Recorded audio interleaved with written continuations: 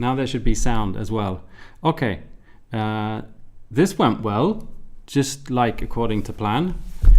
So, hi, and welcome to 52 Miniatures professionally unprofessional technology stream. I don't know how many streams are actually running now. So I just need to have a check if there's probably people waiting in other chats and streams. But Ryan is here. Hello, Ryan. And okay, I'm just going to take a minute to check. I should remove hobby stream 10. Oh, that's the only one running. Okay.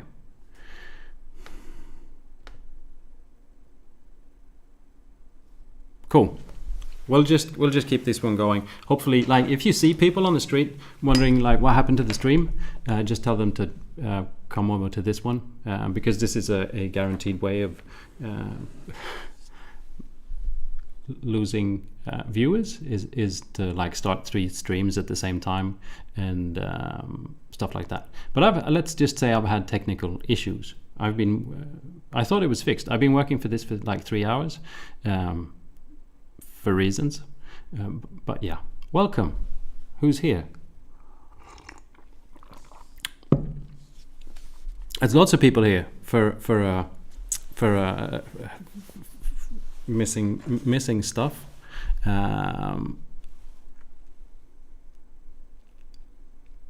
We've got Iron and Honestly B, and you can hear me as well, Smurf in USA. That's good. Ryan Martin as well, lovely. Now, considering we're kind of late, yeah, we made it. Welcome. Good morning, Eric from San Francisco. Considering we're running a bit late, like this stream was going to be a bit different. That's why things didn't work out, because I've been tampering with my computer. And I thought everything was fixed, but it turned out, you know, it wasn't. We're going to talk about Brutal Cities MDF Terrain today, and I've actually got Ryan kind of with me. Well, he is with me. We're going to have a chat with Ryan. And he's in Australia, which means that it's like in the middle of the night. So these past like 23 minutes of me confusing you with technical issues is, you know, another 23 minutes into his bedtime. Now, I'm going to show you some like high technological magic, because in theory, okay, sure. Because everything went so well today, I'm actually like sharing. I'm not doing sharing screens. I'm going to film my phone that has Ryan on it. So hopefully, let's see if this works. If I do this, then you can probably see a phone with Ryan on it. Are you there, Ryan? Unmute. Hello. Hi. Hey, Alex. Hey, how are you? Great, how are you? Good. This is when the confusing bits start, because my stream is so delayed, and so I can't actually see if this works. It's not. It is. It should be working. Why is it black? It's not. Because... Wait a minute. This is going great. Okay, sorry Ryan. They'll be able to see you right about now, I think. Hopefully. Oh yeah, I can't. Hopefully. Have you got... okay. I see black. This is so great. You see black. Does anyone else... if I... well, it should be fine if I do that again. No, still black. See? Yeah, there's just the delay. Things that works. Yeah, we've got a microphone. We've got Ryan. Okay. Hey Ryan, how are you? Great. How are you? Good. I actually when on stream number 1. I think we're on stream, the 3rd stream I started now. I saw a question in the comments saying, is this stream sponsored by Brutal Cities? Someone asked a question. And no, this is not sponsored by Brutal Cities. This all started with me looking for MDF Terrain, finding Brutal Cities online, and I contacted Ryan, that we're talking to, via high-tech phone. And I just wanted to chat with Ryan back then because I just found his designs very intriguing and quite unlike many things that I've seen when it comes to MDF Terrain. And so this is not a sponsored video. This is just me wanting to showcase Brutal Cities and have a chat to Ryan, just because I think your designs are awesome. Ryan, how are you doing? Yeah, great. Thanks for the kind words. I'm just working on new designs and trying to get the get orders out and balance everything, and Yeah, because you're a one-man show, right? You design right. and Yeah, I run the laser, get the orders out, the designs, marketing. My brother, who's on his listening in now on the chat, he's been helping a little bit with some email marketing, which has been amazingly helpful. Yeah. So this is a lot to do. Yeah, especially. I can relate. One man shows are it takes effort, but it's fun. That you can actually. Your job is to make MDF terrain. It's kind of cool. Yeah, I love it. Yeah. Yeah. So we're actually I've got so much of your stuff. I don't know if I dare move, and I ordered it or got it for it must be almost a year ago, I think. Yeah, it'd be about that. And so I'm still. It's over there. It's all pretty much assembled. It just needs to get painted and stuff. But you actually, I remember even back then you were actually talking about making something that looks a bit more like. What should we say? Closer towards 40k gaming terrain, like L-shaped houses, ruins, that kind of stuff. I remember you were talking about it back then, and then now you've sort of released a new set, which is sort of not really quite the L-shaped Gothic 40k terrain, but it's very sort of like gameable. And possibly L-shaped. You can kind of move them around to form an L if you like. Yeah. If you want to block. How come you what happened? Why did you make ruins? I made ruins because I was actually with these kits. It started as like a 15mm kit, and I kind of got a bit distracted. I had some friends playing Zona Alpha, and they were like, I don't want to play in 15mm, I want to do 28mm. So I thought, okay, well, I was pretty excited about that. So I whipped, not whipped really, but converted it to 28mm. Yeah. I didn't really have any ruins either. And I noticed that they weren't really there were no ruins available, like that I could see, at least in my searching on the internet, of like a more modern construction method of ruins. Yeah. If you like, I can kind of explain a bit more. Yeah, sure. I mean, because I guess what should be said is like one of the reasons I enjoyed your stuff, the other builds as well, is the design, because you have like an architectural background, and I think that's sort of I'm just gonna see what's close. I'm sorry, I'm out of picture showing you my shorts. These are actually I mean, these are not complete, and I've actually been messing with them, but this is sort of kind of what some of the buildings that Ryan have designed look like. I've altered them a little bit, like this is not supposed to have a hole.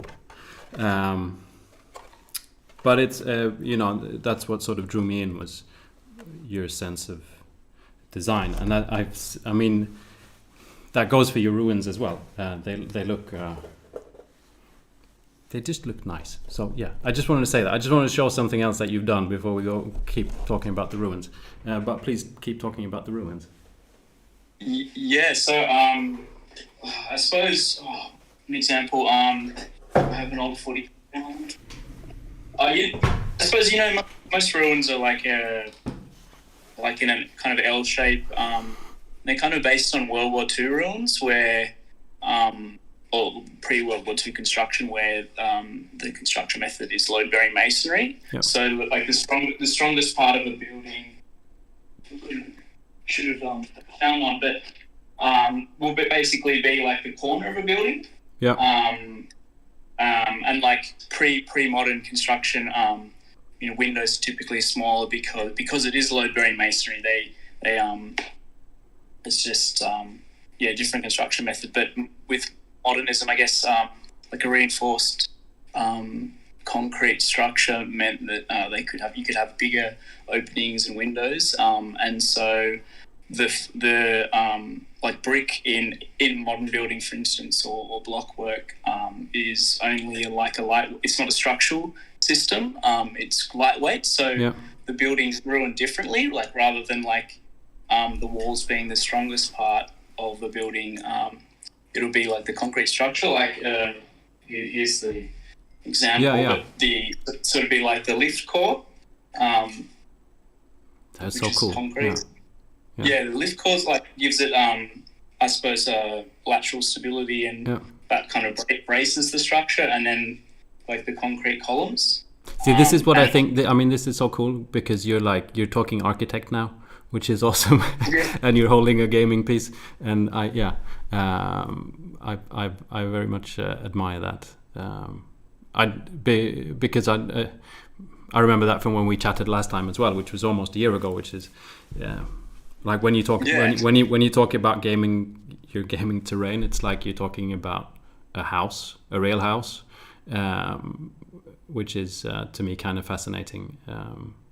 The thought you put into every little build, Thank you. Yeah, I kind of I just wanted to. I suppose what I wanted to see wasn't really available, and I thought, I can try and bring some kind of different, I suppose, way of thinking, perhaps to the wargaming tabletop world. Yeah. Give people more options. I thought that would be good, and so far it's been. People seem to like it, so I want to keep going. Yeah, that's very cool. But so with these buildings, these like the facade is like kind of modular, so you can place them as you like. So you can have it more open, even so it can be even easier to get in and move the miniatures around. That was the idea behind this. Yeah, because that's something that you mentioned to me as well. You like one of the reasons you started making terrain was one, you couldn't really find necessarily the type of terrain that you were after for playing the games you were playing, but also like gameability aspects, so that actually being able to reach in and move stuff without the whole building falling over or whatever, or actually being able to open and close, and I mean that's very evident here, where you can pretty much stick your entire hand in pretty much everywhere, and reach miniatures, which is pretty cool. I've got another one. So I kind of like the scale of like three-story buildings. Feel to me to be different to a lot of tables. Like I play a lot of Infinity, and there's a lot of more suburban feeling where there's like 1- and 2-story buildings. But I think like real urban, if you want a proper urban table, I think the height and density of 3 stories is great, and like. someone in there. But yeah, there's just another way of getting into the kit without having to stack levels, which can kind of slow down gameplay sometimes, depending on what type of game you're playing, I suppose. But yeah. Cool. How much do you play, or how often? Or how often do you get to play? You get to play a bit, yeah. Not lately, really. I played some Infinity tournaments recently, which was great. I'm a friend is going to show my partner and I like Necromunda, and we're all going to like try campaign, which is been she painted, just doing corpse grinder cults. Right on. Yeah. And I've got I don't know, I'll run some whatever the mercenary faction is. I haven't really started yet. Just want to add a random bunch of people. I thought that would be fun. Yeah, cool. Yeah. So if because I'll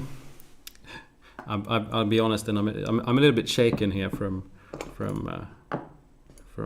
the technical aspects, but the point of some things today is that I'm going to try and assemble one of those buildings while talking to people in the chat. There's always like questions I always get is like, well, there's a couple of questions I always get. One is like, what's the best ways to assemble? Like what type of glue to use, stuff like that for MDF. And secondly, a common question that usually pops up is about priming, or coating it with something before you prime. It always sort of comes up. But what I've been doing with the other ones that I glued together, it was like, I've just been using white glue, which is in Sweden it's called wood glue. And sometimes when I'm feeling like things are taking, like if I just want to keep on building, but it sort of needs to be a bit stuck together to be able to keep on building, I like put some super glue and on like the edges or something, and then white glue in between just to make it stick for a bit longer or faster. PVA white glue, wood glue. That's what I use. Yeah. Exactly. Yeah. And then with like, do you treat the MDF in any way before you prime it, or do you just prime it and then paint it, or what's your process there? I use just Rust-Oleum. I quite like the coverage of like Rust-Oleum. It's the brand. I just use I don't like some people use is it gesso or I can't remember like the gloss varnish or shellac. Like this is some primers. Different. Just to seal it so it doesn't like suck in so much paint. Doesn't absorb too much paint. But I don't do that. But I haven't really found the need to. And sometimes I kind of like, I don't know, it sounds weird, but sometimes I like how sometimes like the MDF will absorb some of the paint, because you can kind of, I just get these different effects. You won't be able to see probably on this camera with the live stream, but like I've lately been experimenting with this like concrete effect, like using like the airbrush to paint over the primed building, but like using too much water, and there's like this really cool pooling effect. I don't know if you can see, but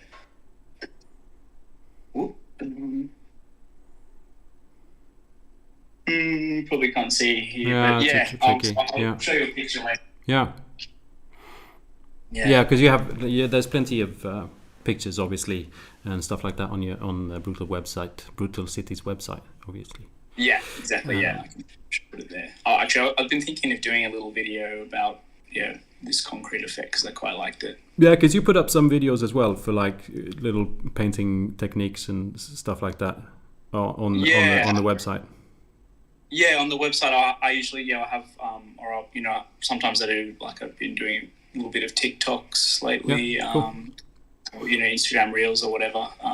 But yeah, but I've got like a painting tutorial like for YouTube that I've kind of nearly finished but not quite. Yeah. So I need to get that out because I've been some questions about that. Yeah. But so you just basically you just rattle cam prime with whatever color suits the build, and then yeah. That's what I've been thinking. But I mean, I think it might be a personal thing, personal preference. Also, I don't know, but just a primer works for me. Yeah. But maybe two coats is probably better than one. Yeah. No, it's always good to talk about, because it's, I mean, there's a lot of sometimes people don't really feel like experimenting, and so it's all, and that question always turns up, like, how do I prime it? Do I need to treat it? And I usually just say, no, I don't think you do. Just rattle can it, and you'll be, just paint, kind of a thing. Yeah. Otherwise, maybe gloss varnish. That won't hurt. You at the top of that. Fine. Yeah. Right on. I just it's nice to, like, having an architect and a gamer designing the terrain. It's like perfect match. Are you now just releasing like this? Are you like, do you constantly work on new releases, or do you have to? I think I have to keep bringing new things out. I think I'm a bit slower than, I suppose, a lot of other MDF producers, because I like to do a cohesive, like, a photo shoot. Have packaging and everything looking nice. But I've got doing a commission for a friend, which I won't show it now, but it's going to be pretty cool, like very different to the other stuff. Cool. So I'm just working towards that. Yeah.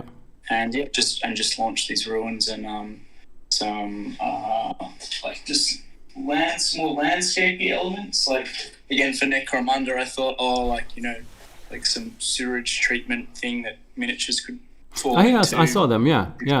And there was something I saw that you did that was awesome. It was like a little scatter terrain thing with that was supposed to be a gas tank holder, and you could put the what are the canisters called? It's like what you use for like getting bubbly soft drink at home, or like whipped cream chargers. They're called bulbs, I think, or I don't know, people call them nangs here. That was such a good idea, I thought. But actually a friend of mine said that you can't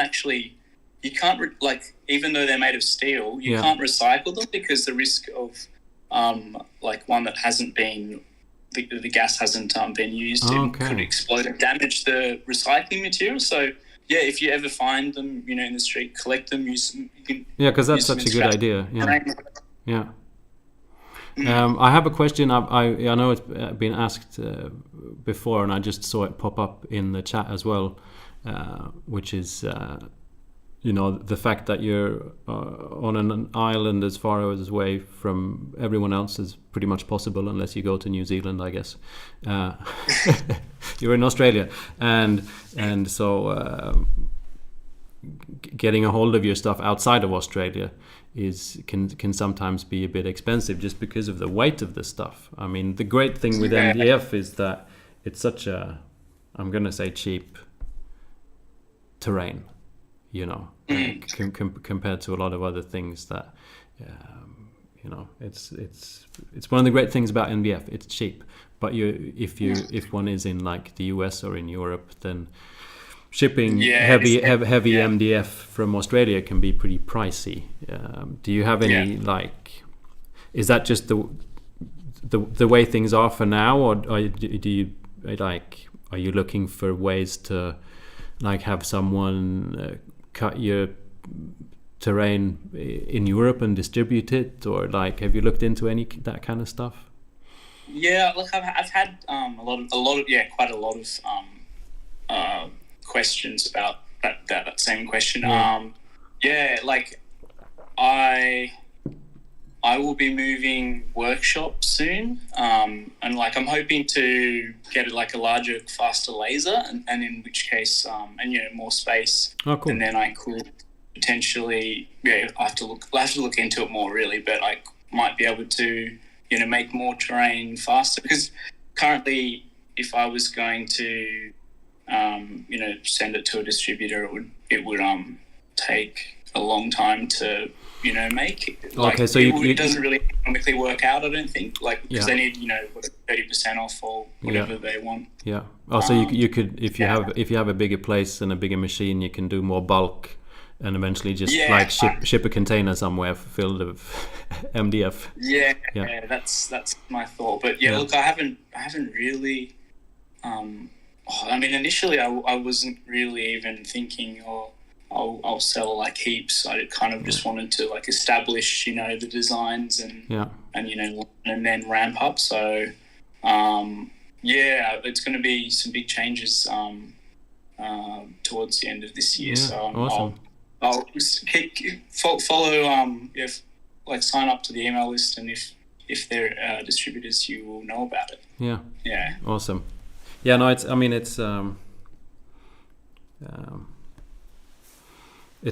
thing. People are just like eager to get a hold of it, and then it becomes expensive. Yeah. But as you say, I mean, you haven't been doing this for ages either. It's not like you've been having the company running for 10 or 15 or 20 years like maybe other MDF producers. But it would be cool to be able to walk into my game store and find your stuff. Or like if I can sell enough to live off it, then like I don't see why not license it to a producer in Europe or the UK or whatever. It kind of makes sense.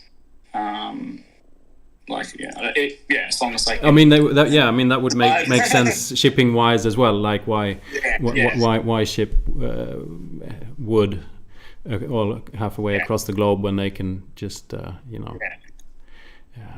cut it in Europe instead of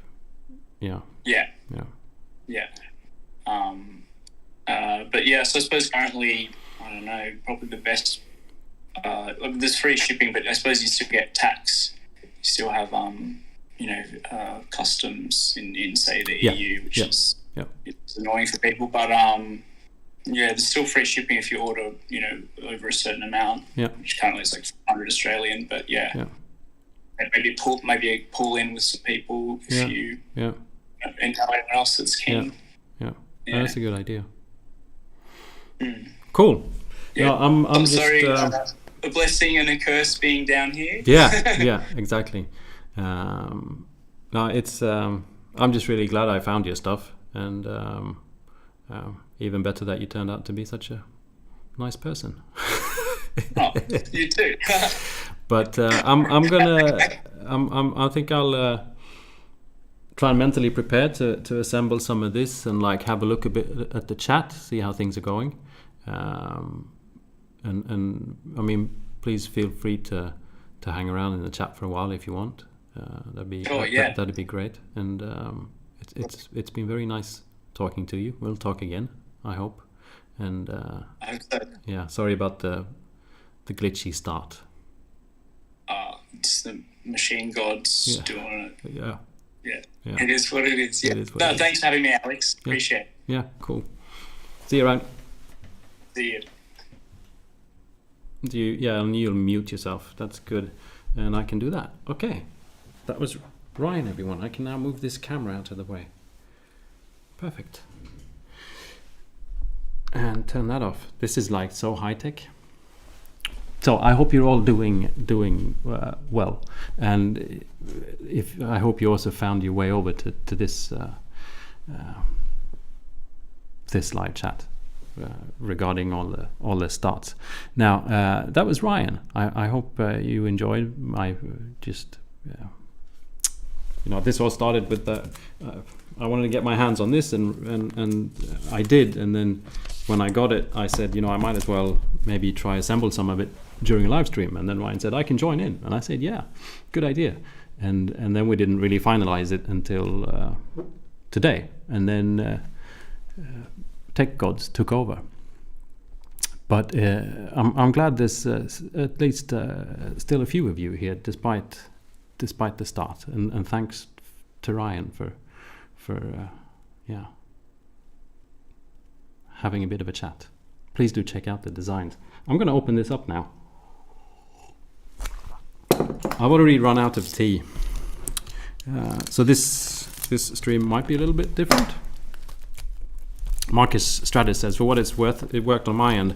Yeah, eventually. I don't know what happened. I'm now streaming through a different program than I usually do. Like, I actually downloaded and installed the program when I realized the other one wasn't working. But yeah, I don't really know what happened there. But it's always a thing when I don't know how many people are still stuck in the old stream waiting for it to start. So if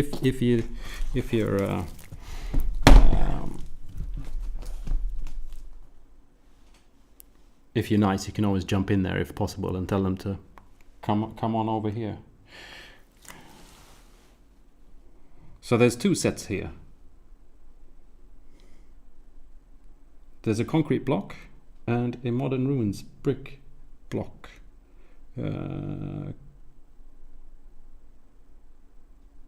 Okay, I get it. It's the size of the bricks. So they're similar, but this one has smaller bricks and this one has like concrete blocks. I want to go with bricks.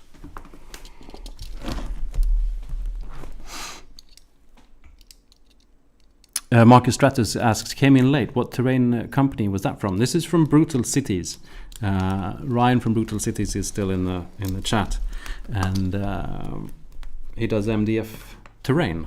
And I'm going to try and assemble some of it, which will probably make this stream a little bit different because it'll probably be twice as long as they usually are, because it's very difficult to.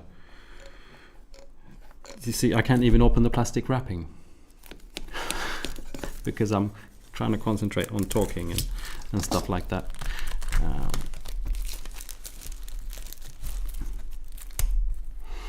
Mark from Montana says, I received a second notification which took me to a live stream redux. Yeah, there was issues. I think in total I've started 3 live streams today, and this is the one that we should be following.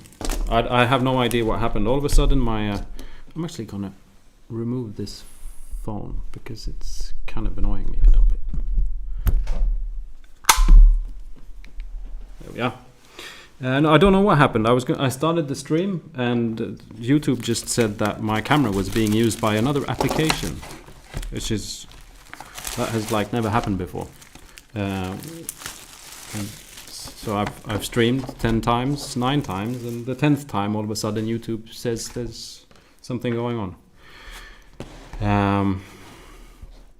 And so I quickly downloaded another program, and that eventually seemed to have worked. Yeah, there was plenty of good noises going there probably. There's nothing like the smell of fresh MDF in the morning. It's not actually the morning here. But good to see you here, Mark, as well as Alison. Hello, Alison.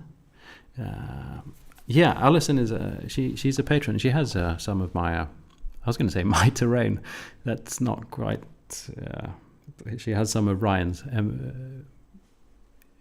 Brutal Cities terrain. She says the thing I like most about Brutal Cities terrain is that you cannot assemble it incorrectly. It only goes together in the correct configuration.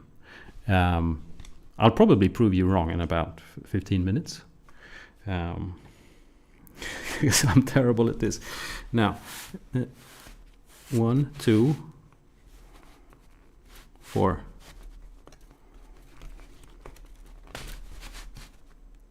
6, 7. Okay. There's 3. Ryan actually sent me a video, because these are so new that there was no actual. Sorry, I just need to get all the technical stuff out of the way. A video on how to assemble these things.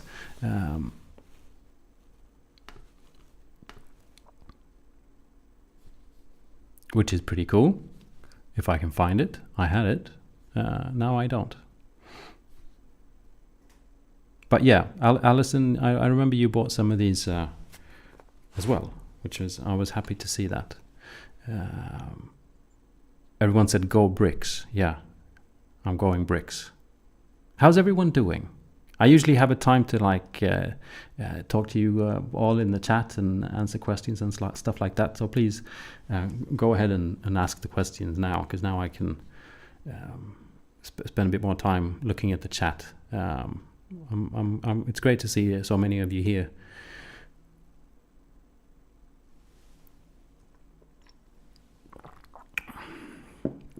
I'm just scrolling back, checking the chat out because I missed so much. I like it. This is the Tiger tank of streaming. Yeah, that was my filming my own phone. That's how you like trick the tech gods.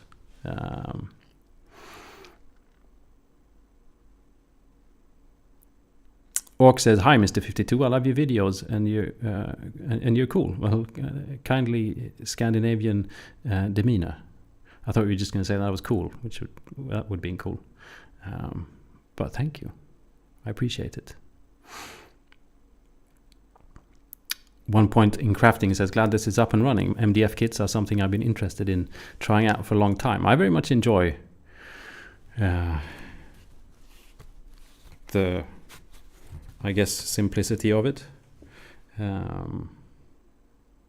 Yeah.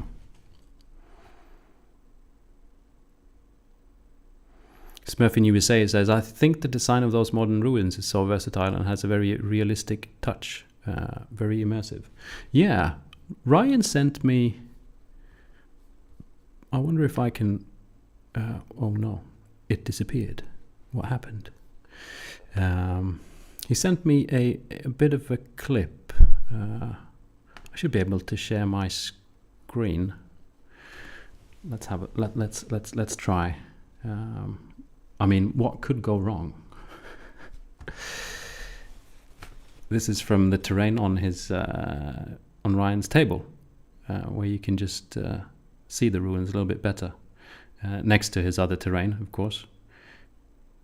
And I just like the fact that there's so much space inside of the buildings, like to actually move miniatures around and stuff like that. There's lots of cover, but there's also lots of space to, look out and shoot out. And then, as he's demonstrating, you can just line them up in different ways next to each other and assemble the one big building or whatever. There's actually more. If we jump back to me here now, I don't know how well you can see this, but there's in the kit there's a couple of different sizes, and then you can put them together or not, which is pretty cool. Now, where did the chat go? Here's the chat. So there's a larger one and a smaller one. Is this a really small one, Ryan? I don't know yet. I should try and start to assemble this.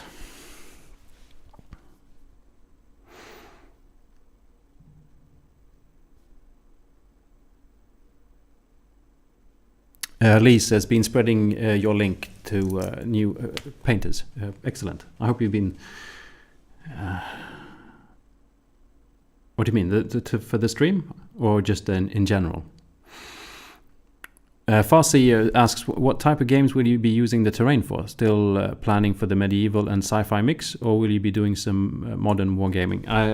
For the stuff I've already assembled, that I'm still working on, like stuff like this, I'm going for a mix of sci-fi and medieval. That's why there's going to be a video on it someday.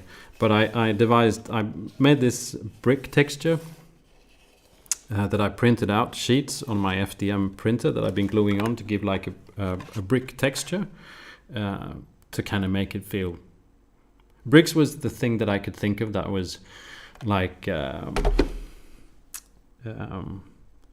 perfect mix. I mean, it could be older, it could be new. Like we still use bricks today. They might use bricks in the future, and bricks we used in the past.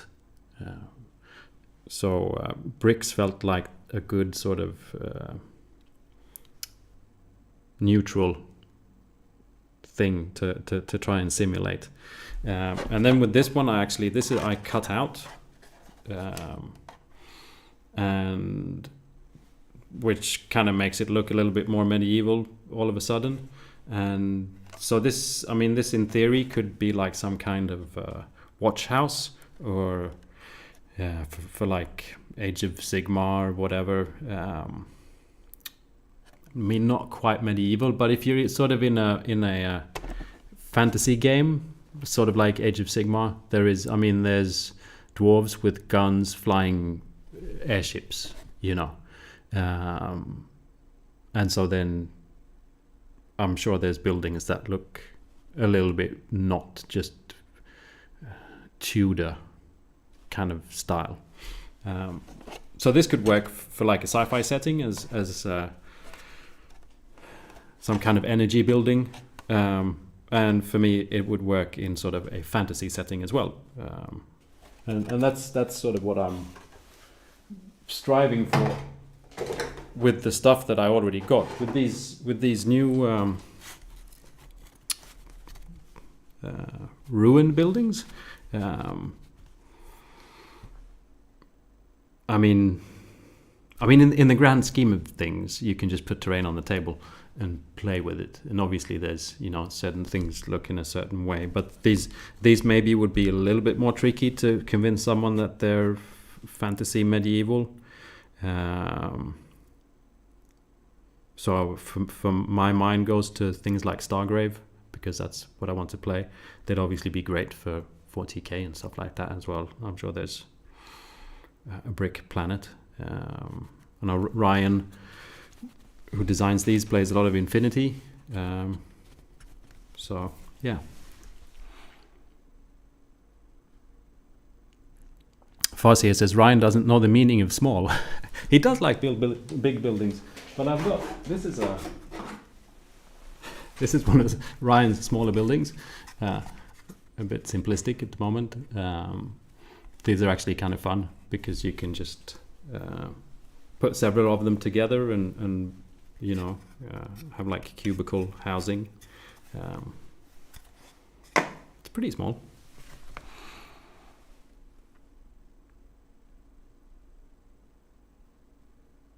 Cabin Baker says, thank you for doing the interview with Ryan. I haven't taken the plunge yet, but we'll be thinking about it. Yeah, I would have wished for maybe better technical circumstances, but there we are.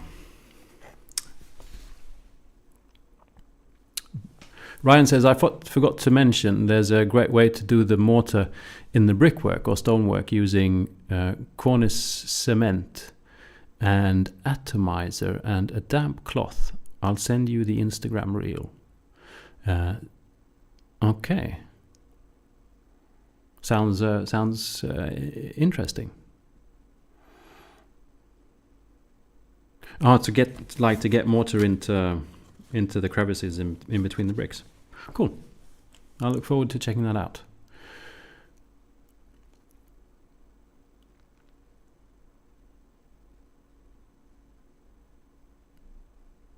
Vitally Red says, it's so weird how the stream looks so professional and just like the videos, lighting and everything. Do you have a background in that? Yes, I do. It used to be it's my job, in theory. There hasn't been tons of work for me since the pandemic, but in theory, I'm a photographer.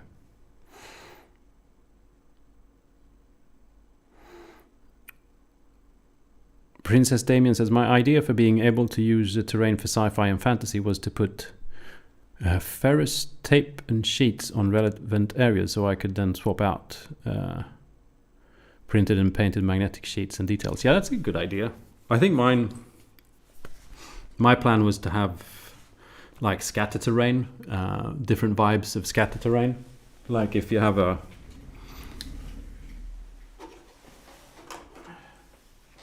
this building on the table and you land this next to it, then it's pretty obvious what's going on. And if you took that away and like, I don't know what the sci-fi, if the fantasy equivalent is, but like some dragon statues or, you know, whatever. Then you can control the feel of the table quite a lot by just changing out the scatter terrain. So using stuff like shipping containers or stuff like that. When you're in a modern setting, shipping containers would be a modern setting, and then like gallows and a little market stall, and we're all of a sudden doing fantasy.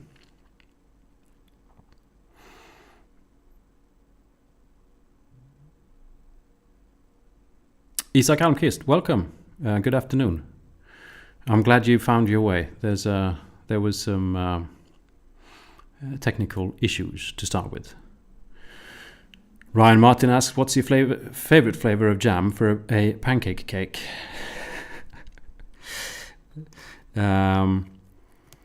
We have a jam called the Queen's Jam, which is like a mix of, I think, raspberries, blueberries, possibly strawberries, and mostly raspberries and blueberries, I think. That's a good jam for a pancake cake.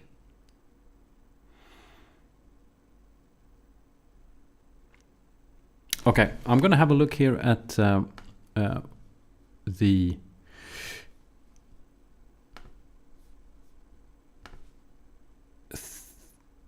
assembly guide. You can see it if I press the right button, which I think I did. This is the nice assembly guide that Ryan and I'm already confused. Where did those bits come from?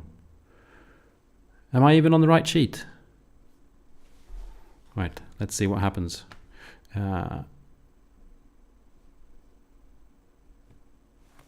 Nothing happens because my computer, maybe I should just download this. Let's download it. And then I won't have to wait for... There we are. I'm wondering if that's my building or not. I'm a bit nervous of assembling this, honestly. I've refrained from doing stuff like that on stream.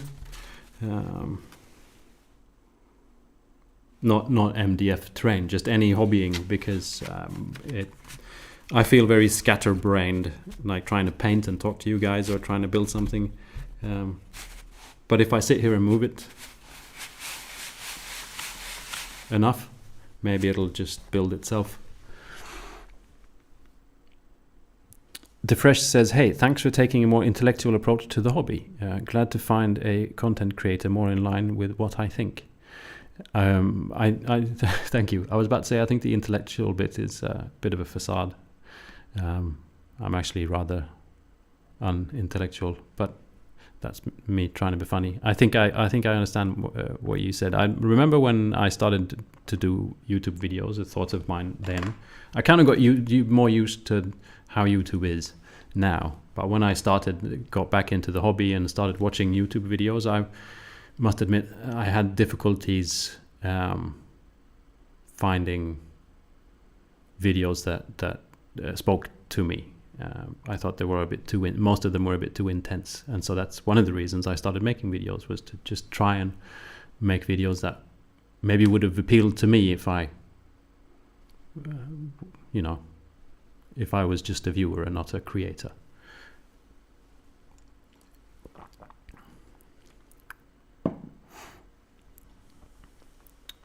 That guy in the sky, how are you doing? Good afternoon. I noticed the weekend away at the country house 52k subs giveaway has not been posted as of yet. Congratulations reaching the sub count. Yeah, we talked about that during the last stream. What was going to happen when 52,000 subscribers was reached, which was a couple of days ago, I think.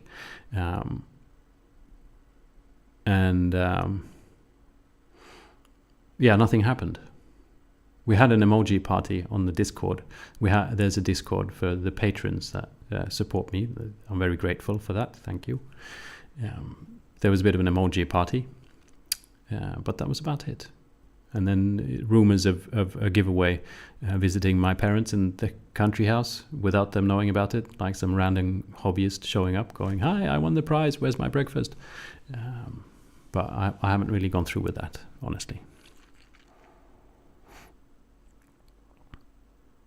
Yeah, and for those of you that are here and watching, if you have questions about MDF Terrain, please write them in the chat as well, because Ryan is still there for a little bit, I think. And I mean, he makes the stuff, and he's built quite a lot of it. So if you do have questions, please type it in the chat as well and ask Ryan. And as Marcus Stratus says, don't forget to like. It's a strange thing. When you press the like button, then YouTube will tell other people that this stream actually exists, which is a nice thing for people that maybe want to watch a live stream while they're doing their hobby. So go ahead and please just press like.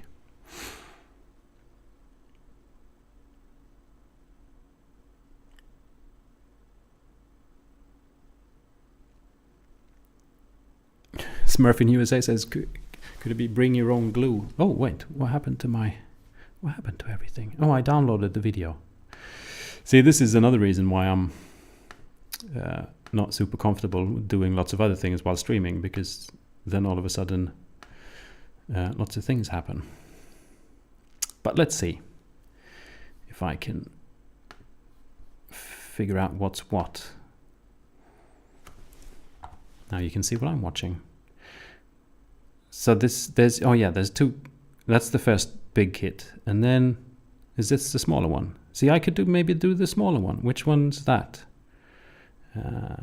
Where do I start?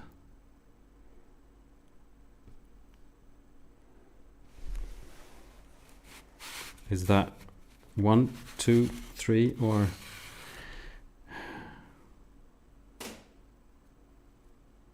I'm seriously beginning to think that this is a bad idea.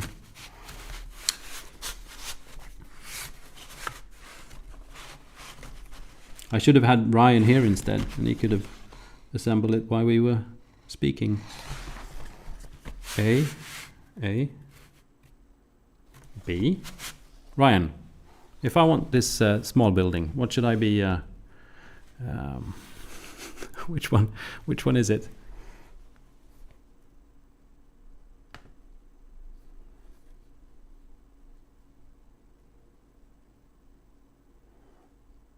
Yeah, they're labeled A and B on the sheets. Right, so which one's the small one? Is there more B or is there more A? I don't know. It's about the same. I'd say A would be the larger one, because it looks like it's got the elevator in the middle. B is small, yeah. So let's start by removing A, without trying to get too much of this to fall out. And A, we got B, and A, B, and B, and then there's an A left underneath. See that? Now this is better. Now we've just got 3 of these.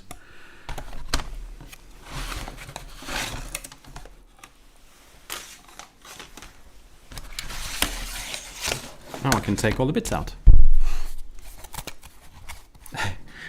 Ryan says he just brought up the CAD drawings. It's always nice when you've got the designer of the actual terrain in the chat and can bring up the original designs.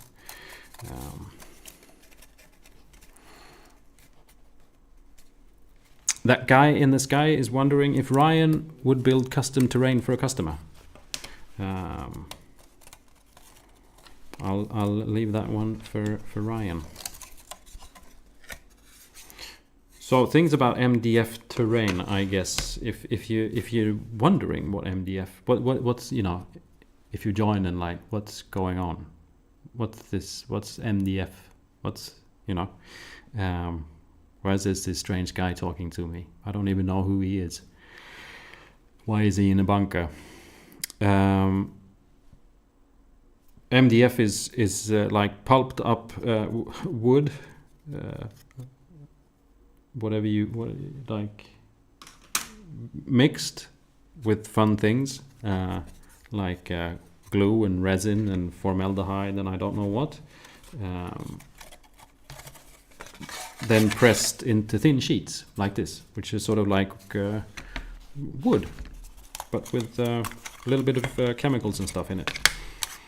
And then you can, with these lovely thin sheets, can then be cut with the laser cutter, cutting out all these different little bits that you can then assemble into a house. On the way, they've passed, someone like Ryan who's actually designed the house into something that looks nice. And when working with MDF, like if you're sanding and stuff like that, it's a good idea to have some kind of respiratory, I was going to say respiratory perfection, but respiratory protection. Even though last time I spoke to Ryan, he talked about how he was quite kind of picky with his MDF, of having a high quality and low levels of toxic stuff inside of it, like the formaldehyde, but there's still like resin and stuff from what I know of. So if you start sanding and stuff like that, it's good to have not get too much of it into your respiratory system, lungs. Okay, I've got lots of bits. It doesn't at all look like on what it looked like on Ryan's picture. Ryan says it's always best to dry fit before you glue it.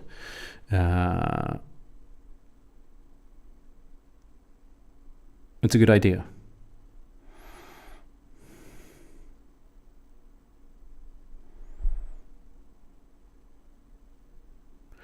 Jazz to the two, hi, asks, where do people store their terrain?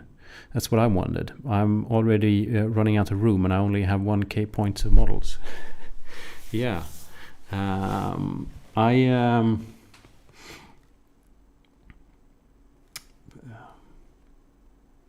have my terrain in like the kind of boxes you use when you move house.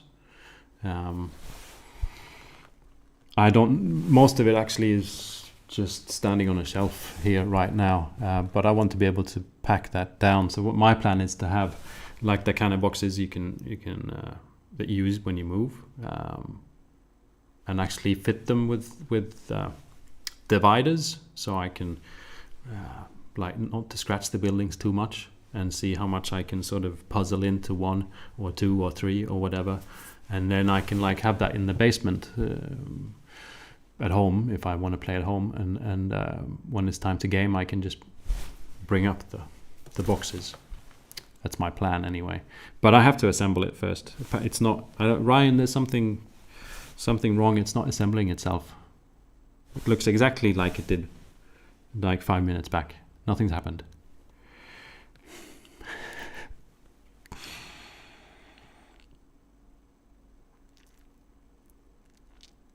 That guy in the sky says, am I the only one that believes there's a lever in the room that when pulled, the lights come on and Alex is actually in a giant Batman Returns Batcave? Surely I'm onto something, yeah. I mean, that's a reason why I always sort of stream in this direction, because you have no idea what's behind the camera and what the cave looks like over there.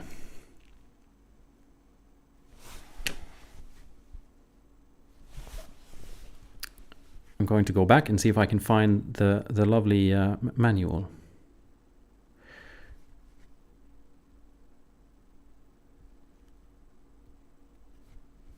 see if I can arrange things just like Ryan had. Okay, I see pieces.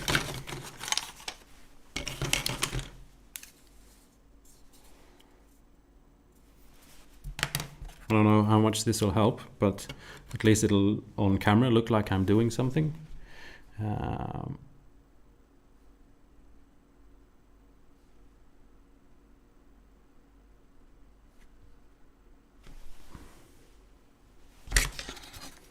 Nope.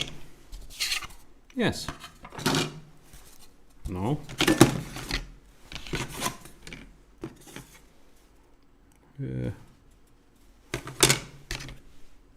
Yes.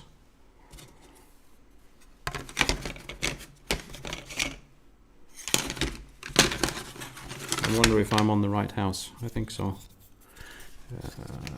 It just looks a little bit different because this is brick, I think.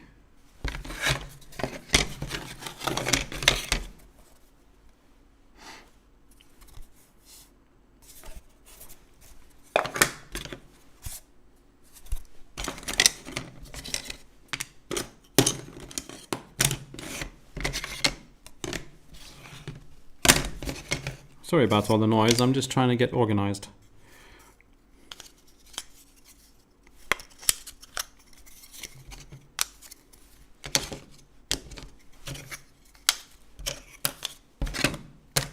Organization is key to a happy future. Sounds like some kind of a Japanese saying, sorry. That was... Okay, so windows, we can wait with windows and brick things, I think. Can we? This one should go over there. And then that one. And these, we'll just see what happens.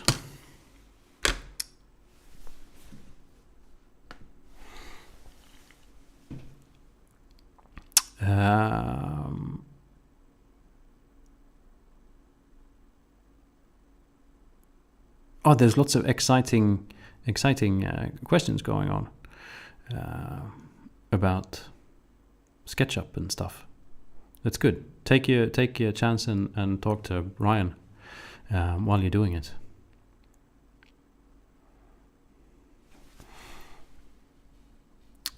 Ryan says the walls, windows should come last. Probably easiest to paint the rest before doing those. Okay, yeah.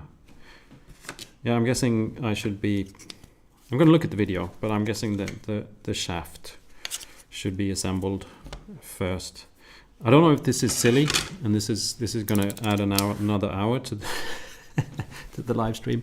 But like when you get one of these out of their cozy little home, they have small attachment like where they were attached so that they don't all fall out. And guess what? I like to scrape them down. Well, I did that on all the others. Anyway. So, yeah. I don't think that's really required. It's just... I do that on round bases as well. Like, you know, that bases that miniatures stand on. The little round base. I always scrape the side of it, pointing down. And usually, yeah. There's different levels of being picky, I guess, when it comes to having this hobby, which is the great thing of having a hobby like this. One can just do sort of whatever one feels like sitting in front of 93 people, scraping little things like that off the MDF.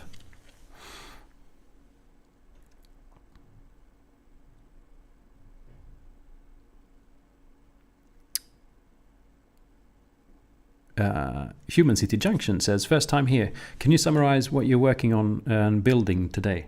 I can. We're actually lucky to be able to have anything going today. This stream started with quite a disaster of nothing working. But finally we got things to work, and that was good. And now I'm working on an MDF building. It's a ruined building that is designed and created by Brutal Cities Designs. I'm going to link all this later. It's just that this whole stream was very ad hoc. This is actually try number 3. So the first video had a nice picture and lots of links and all of this kind of stuff. This one doesn't because of YouTube, I guess. But we wouldn't be here if it wasn't for YouTube, so that's all right. Now I'm just trying to find this sheet of paper so you can maybe see sort of what it is that I'm working on. We'll see how it goes. I'm going to sit here and try at least glue something together, but trying to be a little bit entertaining and possibly every now and again trying to be a little bit funny at the same time. No guarantee for that. Is difficult, I find, when hobbying. Usually I sit quiet when I hobby. You know, sometimes I have a chat. We have there's a Discord for this. For the patrons of 52 Miniatures, and every other Friday we have a sort of hobby hangout on the Discord, like a live chat, only I can see other people. It's just not me staring into a camera, which is very nice. But that's more just sort of chatting and yeah, which is good stuff. But sorry, that's so I'm working on Wargame MDF Terrain, sort of ruined building. Hello, Martin Cobb as well. Congratulations, Martin is an admin, both here and so watch out. There's an admin now. I saw the other admin, Blue Fangs, in the first stream, but maybe we lost her on the way. I don't know. Congratulations on your marriage, Martin. Martin got married yesterday, and today he's hanging out here. So.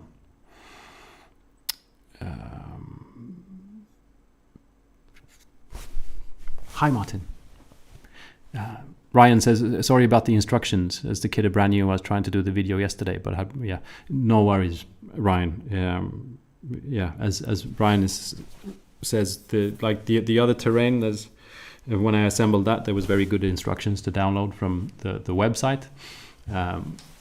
Both videos and different types of instructions. But this kit is so new that Ryan hasn't actually had time to do things just as properly as he would like.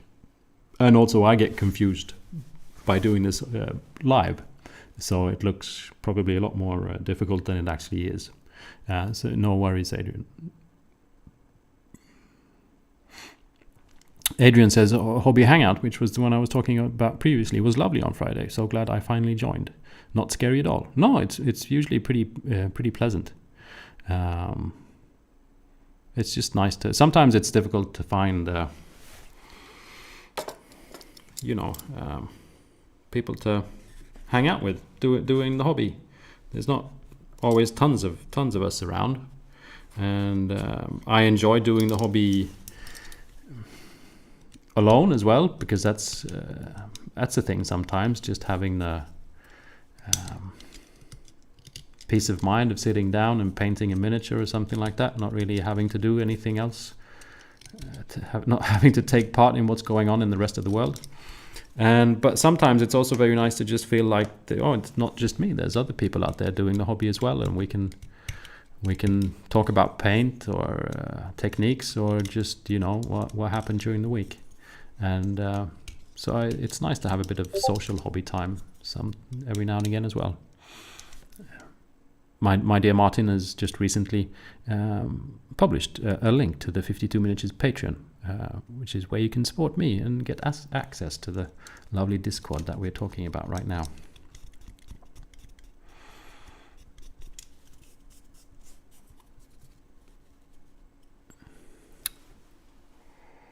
I'm glad to see that you're all taking your time to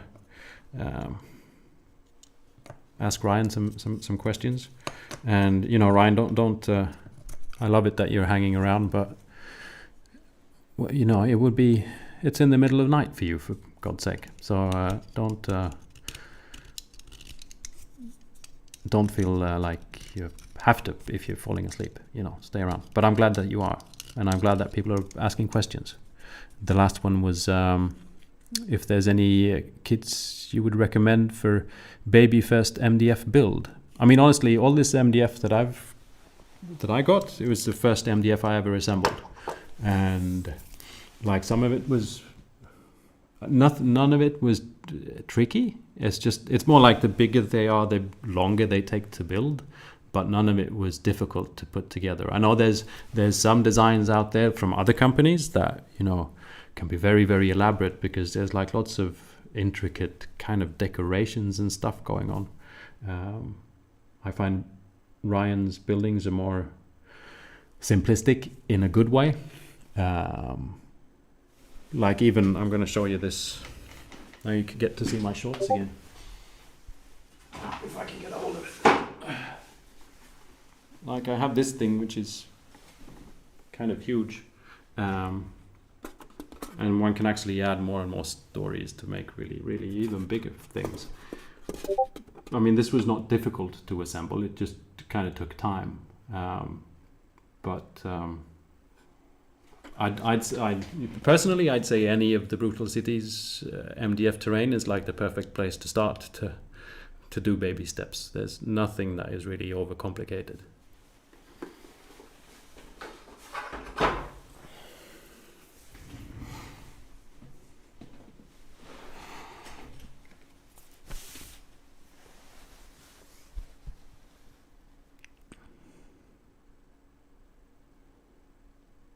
Lee Sweetney says trying to talk, type, read, and model is not easy. No, it's not.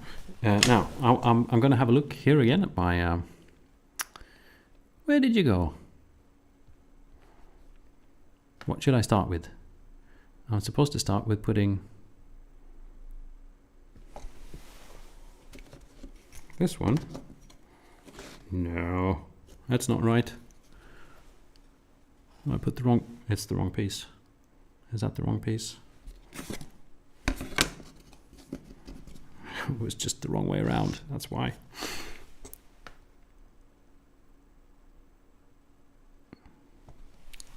Yeah. No. Oh, the door. Is that the door? Yes, it's the door.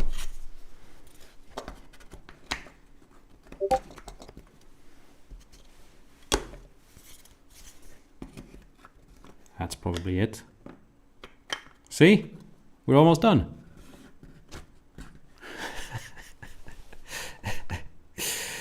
Yeah. And then what?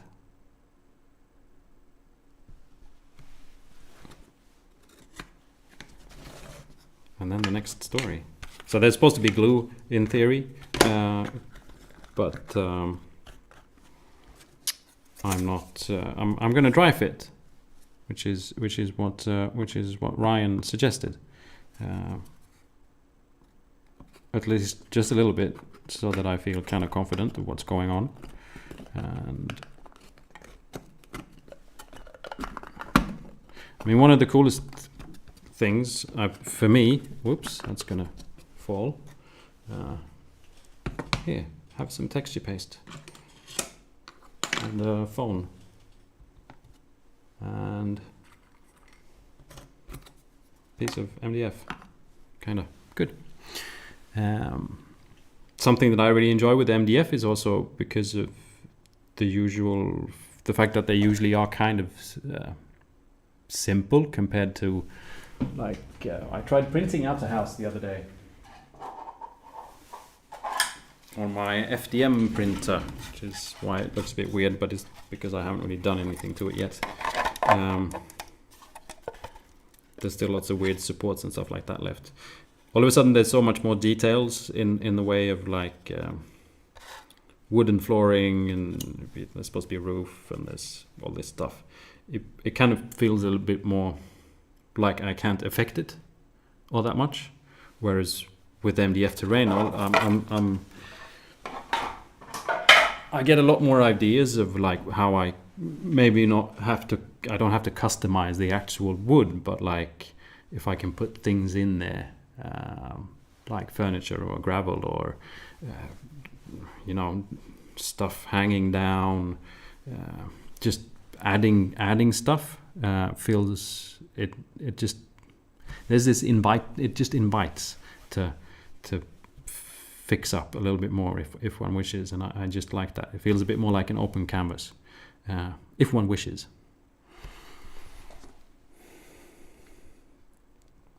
If I could have this film and see the chat at the same time, now that would be a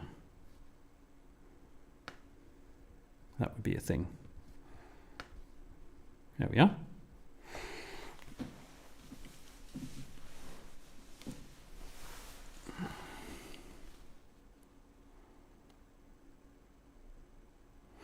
Ryan is getting lots of questions. This is great. That means I can just build, and Ryan can do the talking. It's excellent. Thanks, Ryan. Yeah. See, I reckon I could glue this together. Don't you think? I should be gluing stuff. We're not gonna. This is not messing anything up. This is just the way it's supposed to look. Okay, so let's glue stuff.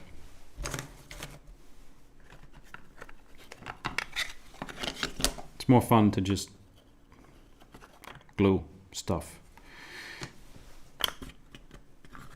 As I said previously, but for those of you that are new, welcome to 52 Miniatures live stream. It's a bit different today because I'm doing stuff.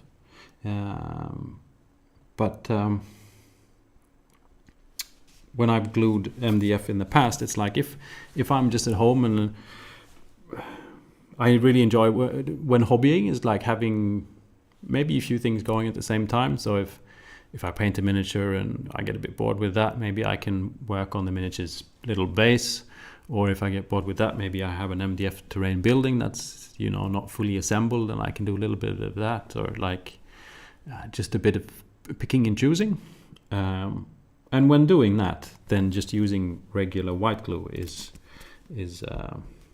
fine, because I'm not in a rush anywhere.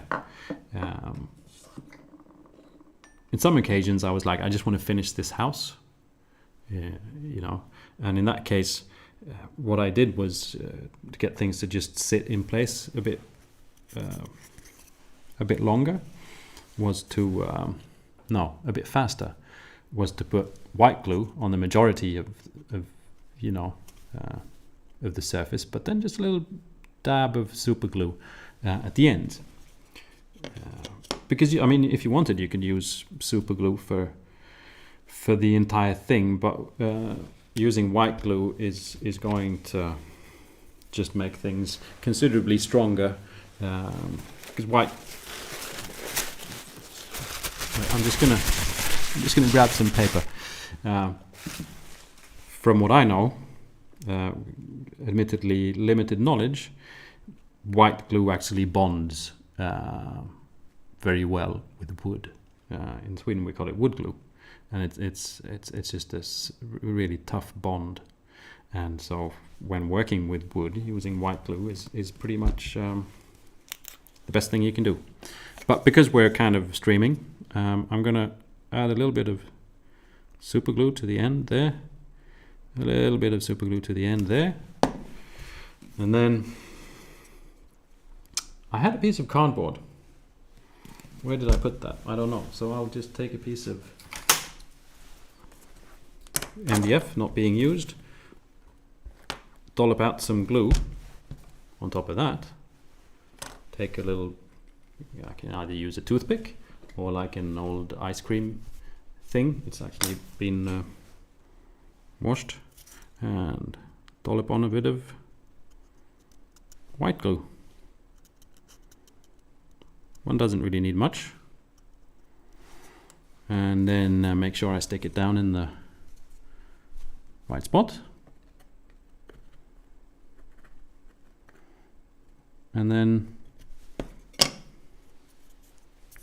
kind of do the next one. because the first one is waiting to be attached to this one. So I do the same thing here, a bit of super glue, a bit of white glue. I think maybe you get the idea here.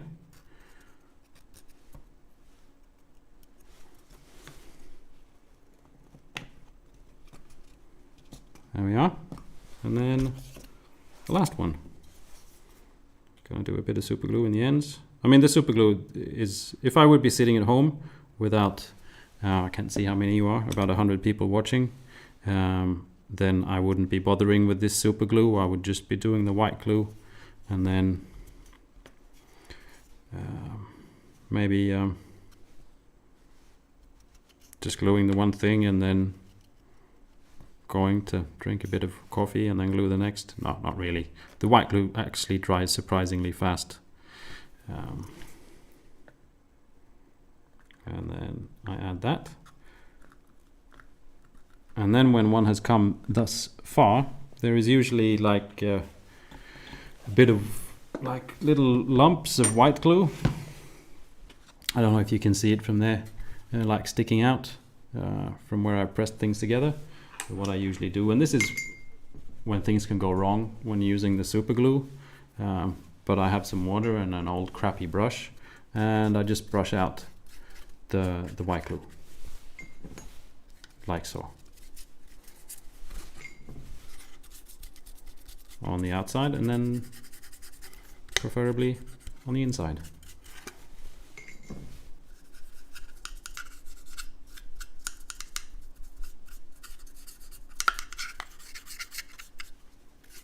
There we are. Seamless. It's like I was made to build MDF Terrain.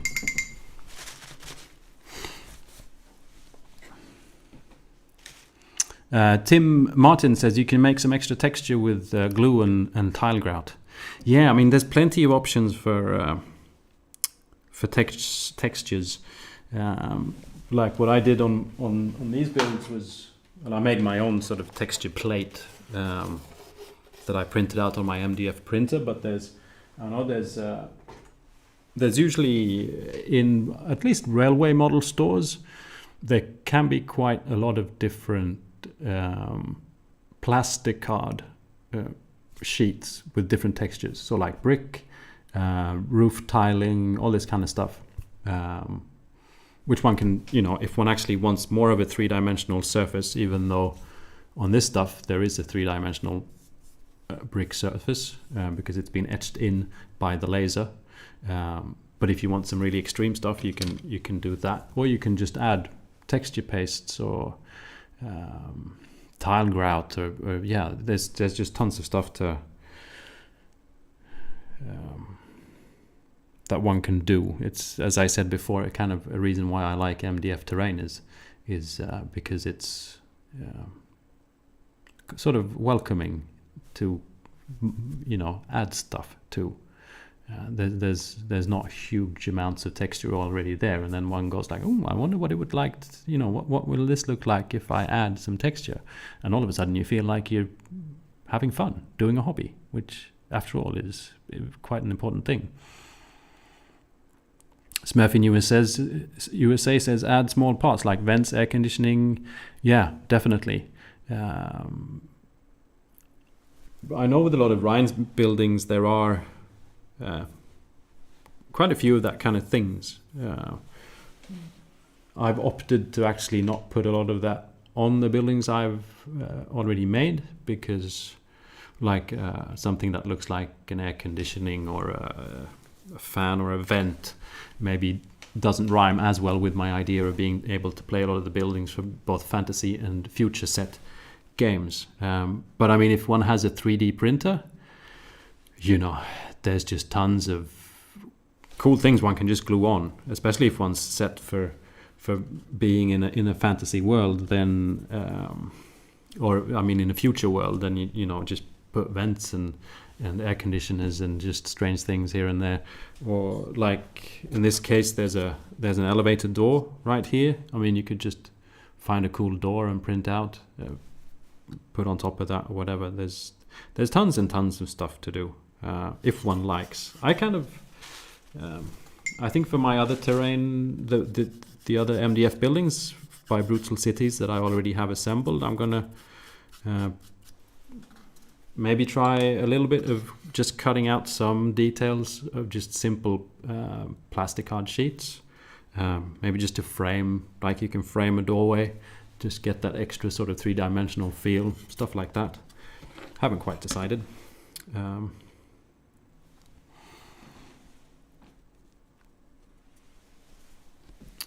Opportunity soap. Oh, you already got your answer. Excellent. Just to the two says, I'm going to head to bed. Yeah, because you're in Australia as well, right? Great to have you being able to join in all the way from over there, and that you actually could catch one. It's good to have you.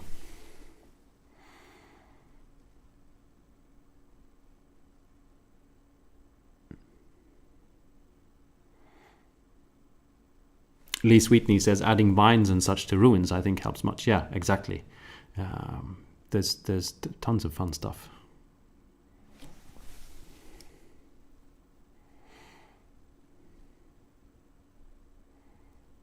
I'm just checking the chat here.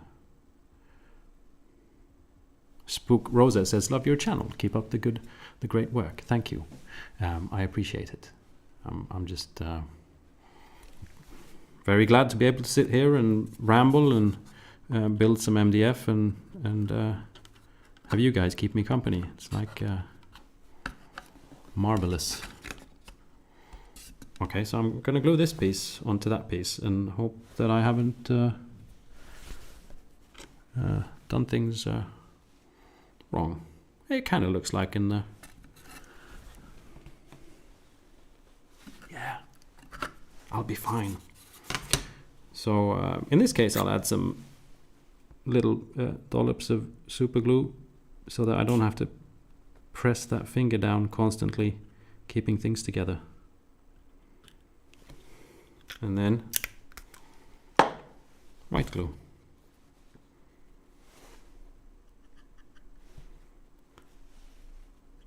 There's also, I've had that asked, well, there's been a discussion, I know, maybe another live stream or something like that, about MDF smelling kind of bad, like almost like dried fish, kind of a thing.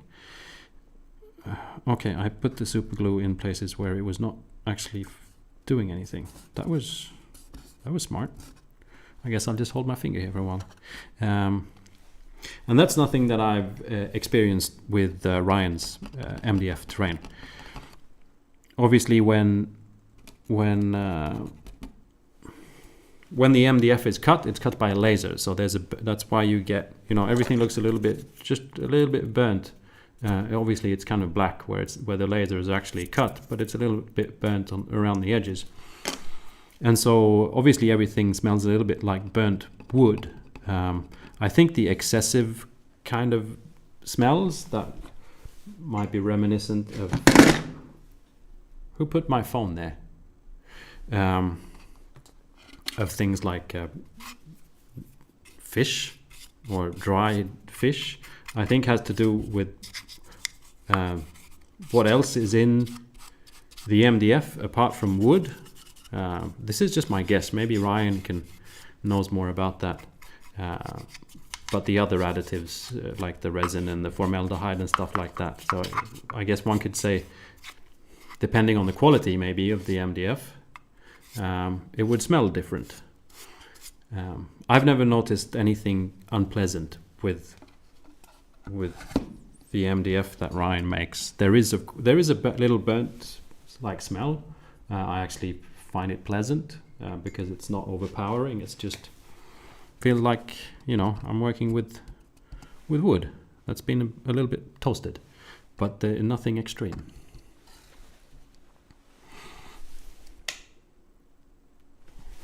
Also remember to put the cap back on your glue. And remember not to glue your finger to your face. Smurfy says, do you sometimes use tape to hold the pieces in place, or is this completely unnecessary in those builds? No tape. One story.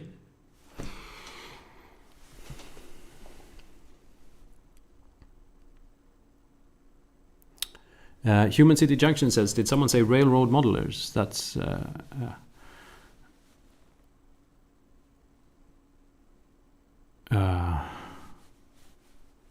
that you learned so much from watching the railroad modelers, or that you learned a lot from watching other type of terrain builders?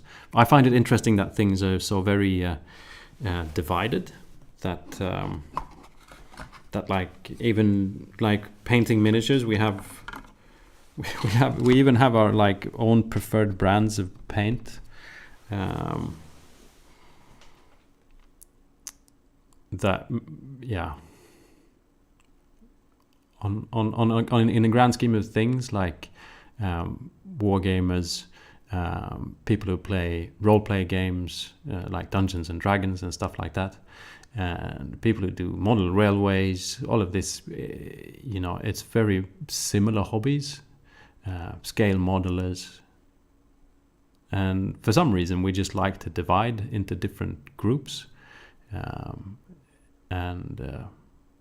I wish maybe we would interact a little bit more, because it's like there's tons of stuff that we could just learn from each other that we're kind of not, just because we've decided to. It's very obvious when doing videos for YouTube, because YouTube is kind of good at just this person is going to like this video, and it becomes very exact. It's like, okay, you like Warhammer, well, you're going to watch the Warhammer videos. We're not going to recommend any scale modeling videos to you because you're into Warhammer. And all of a sudden these sort of groups are so it's difficult, for instance, for me to reach any other audience but the tabletop gaming audience. There's not all that many people that do scale modeling or model railways and stuff like that watch my videos. Even maybe if there is a chance they could learn about painting small plastic toys, regardless of what the company that made the toy. But it's difficult to sort of spread. And I wish we'd be more, because I think there's a lot to learn from scale modeling and model railways and vice versa.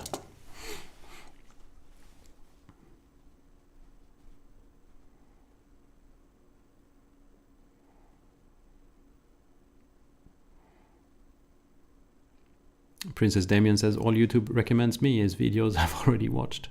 Yeah, that's a bit of a shame.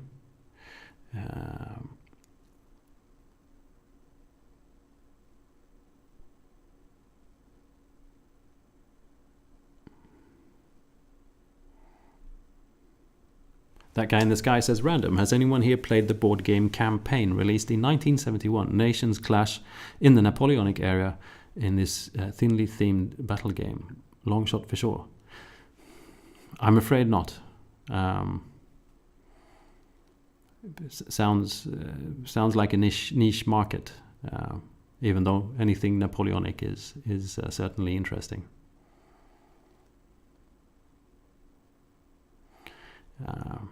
Ryan writes up, I recently used artist fine powder pigments for terrain, like pigment powders. Yeah, it's actually something I'd like to try once I get to painting some of this, but it was sort of done by mistake. I had this Mod Podge, which is something one can use to sort of coat foam and things like that if one's going to sort of rattle can spray on it, because it's sort of like a varnish, I guess you could say, a little bit thicker. And what's pretty common is to add some black paint into the Mod Podge, because then you can actually see where you've painted it or not.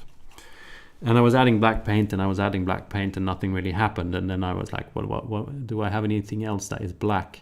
And so I added black pigment powder. Only that has never really mixed up completely with the Mod Podge. So when I use that Mod Podge, I've still got it around somewhere. If I brush it on, then there's still like little probably powdery bits in there that get sort of streaked out. It's very cool sort of effect. So I want to try and see what happens if I have paint,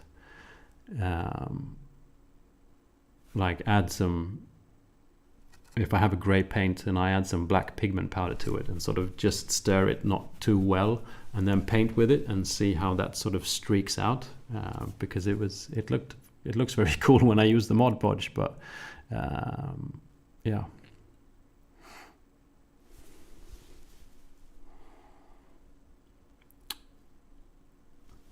See, this is Human City Junction says, I'm a model railroader, but I learned a lot from other modelers outside of the model railroading.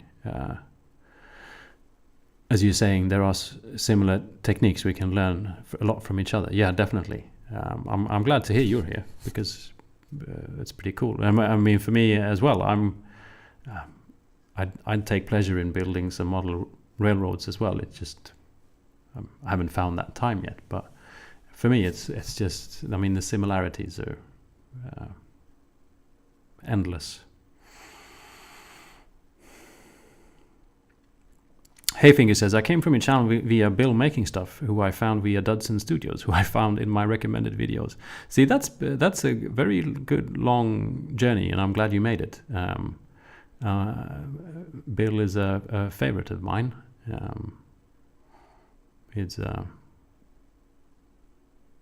I'd even like to call him my friend, because that makes me feel like I have friends. But yeah, welcome. I'm glad you're here. Princess Damien says, I found this channel while Googling brutal cities. See, that's we've got some give and take going. I like it.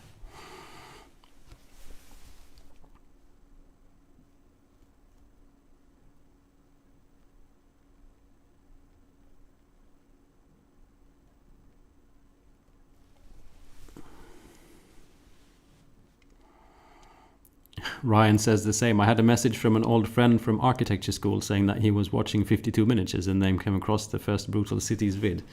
Yeah, that's good stuff. Okay, let's glue some more house together. This should go there, and that should go there, and then this should go there. I think I'll skip the super glue this time because I talk for ages, so you know, it's not really, why am I doing that? I've got glue right here.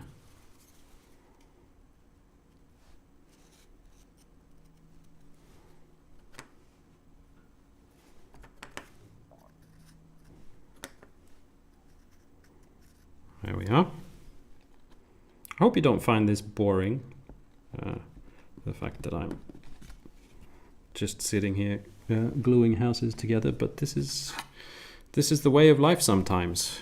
Can't just be a constant party. You're just gonna have to sit down every now and again and build an MDF build. It's just the way things are. Sorry if this comes as a bit of a shock, but you know, life is tough sometimes. Just gonna have to accept it.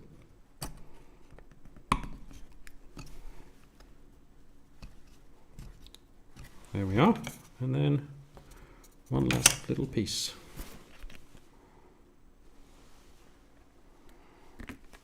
As you can see, this is exceptionally rudimentary. It's just that I'm slow.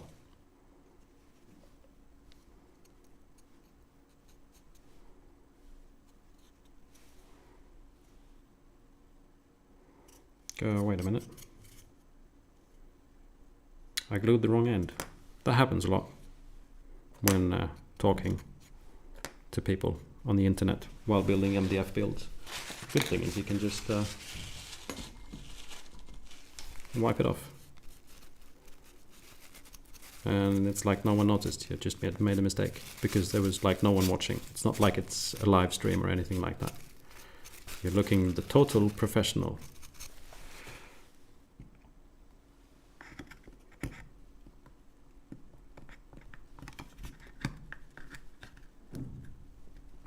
There we are.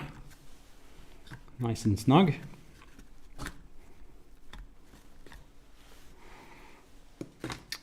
And then just my brush again. Get rid of any excess glue.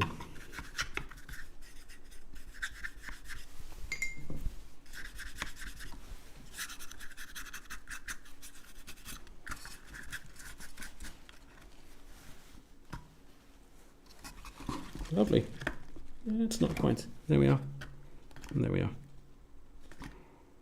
So my super glue is messing with things now because I super glued in the wrong place, and then there's a little super glue bump in the way. But there we are.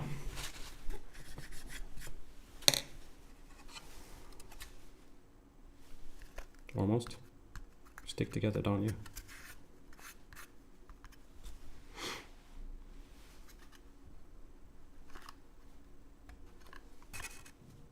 One reason not to use super glue is when you accidentally put it in the wrong spot and things don't fit as well as they should. Here we are.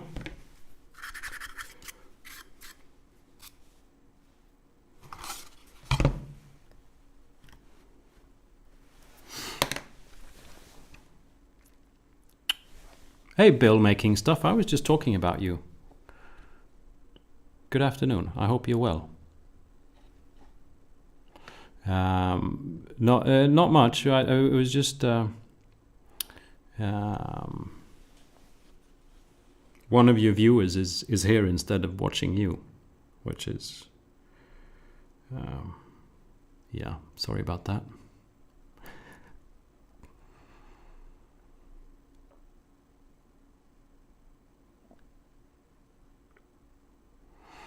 Ryan says, I better get some sleep for work tomorrow. Night all, and thanks again, Alex. Well, thank you very much, Ryan, for being here today, despite all the initial struggles. It'll be fun trying to actually work out what I did wrong.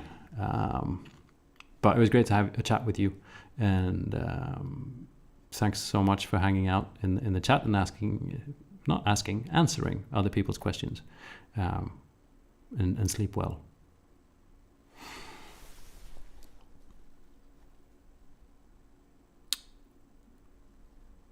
LU3TZ says, YouTube has recommended me a Japanese YouTuber who apparently builds Japanese trains and tram stations. Quite mesmerizing. Yeah, I think there's definitely different types of YouTube. Some of it is intense and like, whoa. Yeah, that was cool, and a lot of it is just like watching magic happen, like mesmerizing, just what people can do, stuff like that. And that's it. And then there's cat videos, and then you're done. Human City Junction says, I like these live streams as I'm usually working on my own projects as I'm watching. Yeah, that's good stuff.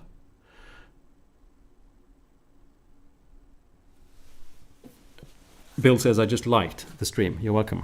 Thanks, Bill. I actually, that was another thing that was said. I actually, I said that, you know, I call you my friend because that makes me feel like I have friends. But I think we're friends.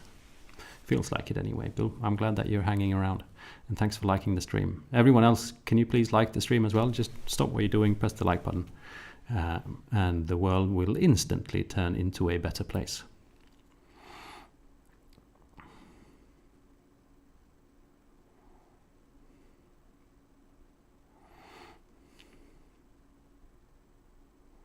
Mika says, still procrastinating on doing my own hobby YouTube videos. Any tips to start out? Just start. I think my only tip is to start. Because after every video you'll bump into something that is not maybe to your liking, and then you'll change that, and then someone will say, you know, have you thought about this, because that's a bit weird, and then you know, and then it just keeps on going, and hopefully you get better at doing it. It's like with anything, kind of just need to start. and that's not sort of maybe super great advice, but it's just maybe just do it. Even if you don't feel like everything is exactly in place, it doesn't really matter.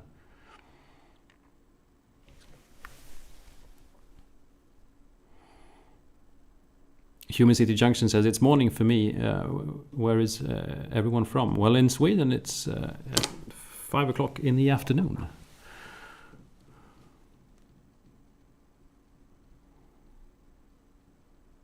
Fry Mini says, howdy cowboy, hope you're able to make it down to Texas next month for ReaperCon. Texas is way too far from Sweden to be able to go anywhere, I'm afraid. Would have been fun, but yeah. Bill says we can be friends. Thanks, Bill. I've got a friend now. I'm actually kind of serious. It's nice to have friends that do this kind of stuff, because it's sometimes a bit weird doing videos for YouTube, I find. And so it's nice to be able to share that with other weird people.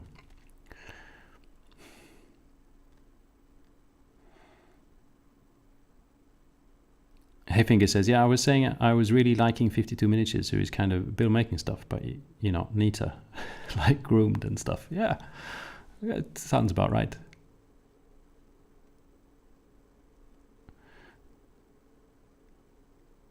Chase says, what's your favorite part of living in Sweden? Probably, I don't know, it's there's a lot of talk about weather at the moment. And I'm the kind of person who I kind of like warm weather. I think I would have preferred to live weather-wise. I would probably have preferred to live in a different country.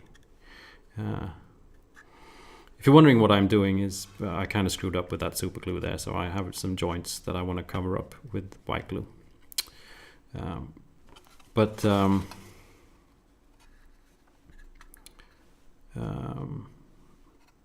So yeah, when it comes to sort of superficial things like weather and stuff, maybe sometimes even culture, but I'm not sure. Swedes can be a bit like me, which is, it's kind of annoying to just have people like yourself around the place the whole time.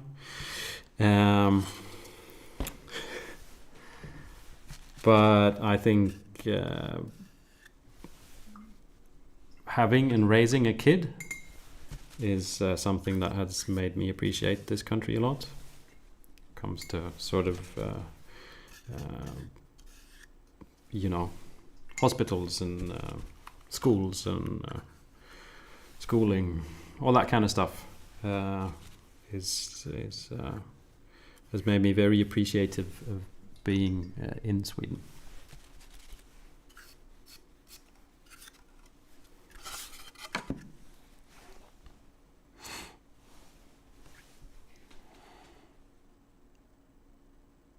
Prime Minister says, well, if you can't make it to Texas, eat a brisket taco and take a tequila shot to bring a little Texas to Sweden. I can try. There's actually my neighbor and friend Carl that I play games with. We sometimes go and have lunch at a I guess you would call it smokehouse, which is pretty close by, where they have a lot of brisket that has been smoked, and you can like have starched white bread and coleslaw and I don't know what to it.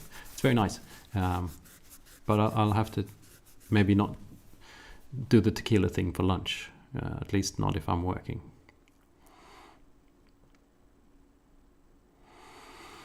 Girl Painting, hello there, my German viewer. How many of the initial 52 miniatures of the Soul Wars box have you still to paint? 52 of them? No, it's a good question. I think I probably have painted all of them in one or the other manner. That being said, quite a few of them just look like this because they've been turned into test minis, and then I just spray paint them again and then use it as a test mini, and eventually maybe I even strip them and stuff like that. I even almost painted all of the skeletons in there, the Night Haunt, apart from I think I didn't paint half of the Horde, I don't think. I then gave that half away to actually to one of my patrons who was collecting the Night Haunt, and I figured, well, I don't need them, so I'll send them off. But I painted most of that box.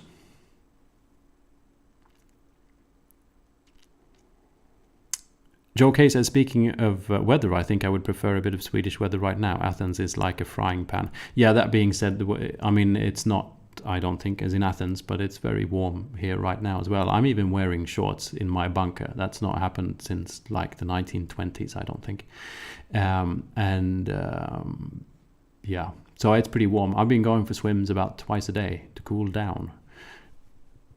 It's not usually this warm, but it's not as warm, I don't think, as in Athens. Nothing is on fire, luckily. One Point in Crafting says, making videos proved daunting for someone without previous video production experience, so I started on Instagram for the time being, learning editing and lighting. That's very true. I have, you know, I've got that bit going. But that being said, I also think there's a lot to... wait, what bit did he grab now? This one. There's a lot to making videos on YouTube that isn't about technical stuff as well. And so I'd say start rather sooner than later, even if you're just filming it on your phone. Because you'll start to realize what you like and what you enjoy to do and what you don't enjoy to do, and maybe that's a good thing to do early on. You can experiment. You don't have to sort of please the crowd, because the crowd is relatively small when you start out. So, but I see what you mean. You know, if you don't know anything about editing, then obviously you'd want to maybe do a little bit of that first.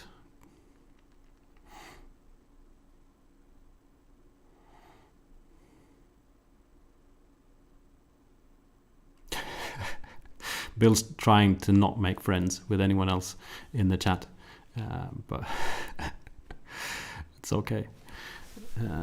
Girl Painting says, okay, time to rebrand. 52 test miniatures.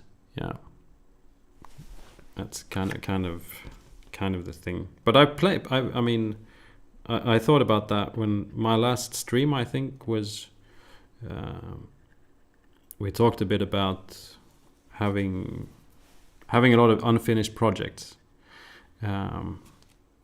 which was one way of looking at it, of what I was, you know, of my current situation. It's like I'm sitting here gluing MDF together, which is, you know, project number 10 that I've got going right now, it feels like. But then I thought of all the things that I actually have done this year so far, or within, you know, the past year, and I painted a lot of miniatures. I've done a lot of things, made a lot of videos, and that kind of made me feel a little bit better about things, thinking of what I've achieved rather than what might be, you know, in the pile of I was going to say pile of shit. That was not a pile of opportunities, or a pile of worries, or, you know, the pile. People have different names for their piles.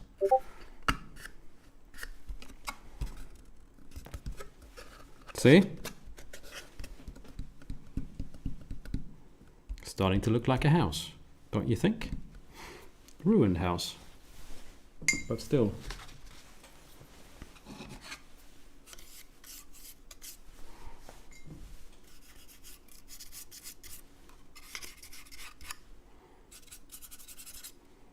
The good thing about hot weather is the bike glue dries fast, which is sometimes not great, but yeah. I'm actually having difficulties painting at home because the paint in my wet palette dries even though it's in a wet palette, which is a bit annoying. That guy in the sky says, Stormcast army finished, Alex. Not at all. Not at all. There's plenty left to do. But I'm actually working on it at home now. I've kit bashed together a new general and put together one of 5 protectors, whatever they're called. Started painting the new general. Almost finished painting the dragon riders for the dragons. I'm slowly getting there. I really want to get that army done, so it was good to have that chat as well about having lots of projects going at the same time, because it made me realize that, you know, maybe I should just try and prioritize and finish off that Stormcast army, because I really want to play some Age of Sigmar, and so it was good to just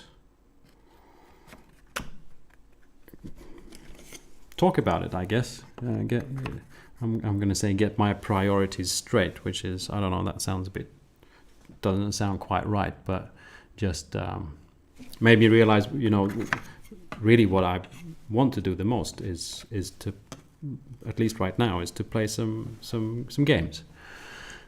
So getting the Stargrave crew and the Age of Sigmar army together should maybe bump that priority up a little bit.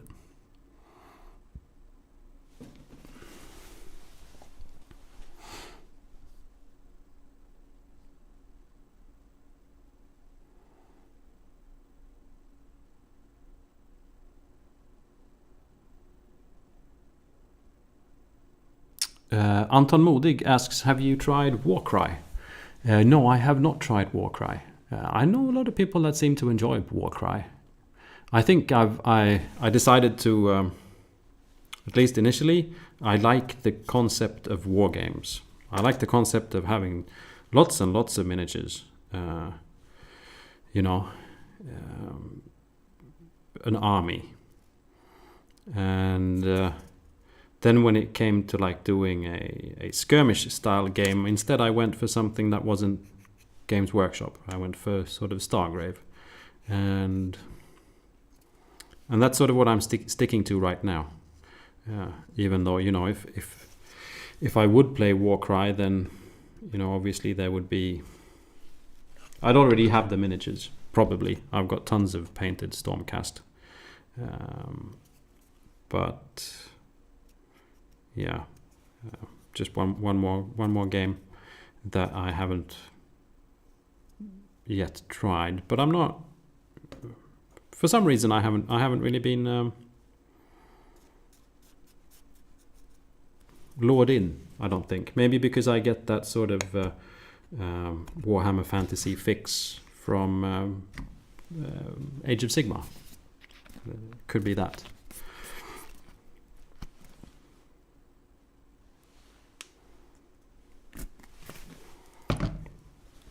There's a bit missing. Oh, there it is. But yeah, I've heard a lot of good things about Warcry. People seem to enjoy it. I wish I could game more than I do. It just hasn't. So far this year has been a bit of a tumultuous, turmoil, earthquake, terrible disaster kind of a year, and so I'm just taking it a bit more day by day than getting into too many new games. That being said, there's a lot of, like, that Conquest game as well. I was very happy to see that my local friendly game store that I visited yesterday they had Conquest minis in store, which was cool. That's another game that, for some reason, I'm more intrigued by than, yeah. It's like I get my Games Workshop fix by just playing Age of Sigmar, I think, and then after that I just kind of more want to spread my wings and see what other folk are doing.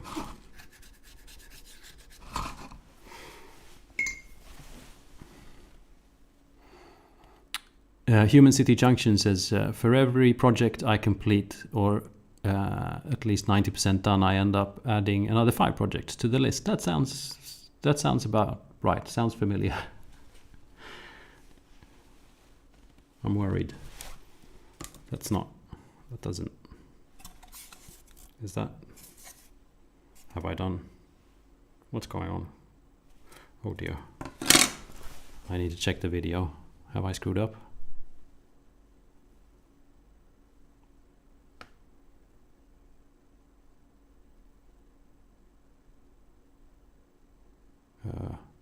Maybe not. I need to add these things. Apparently. Okay.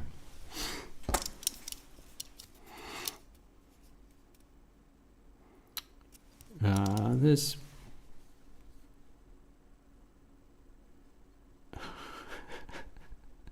I'm sorry, I'm just laughing at Bill. Gert is Belgian? Strange.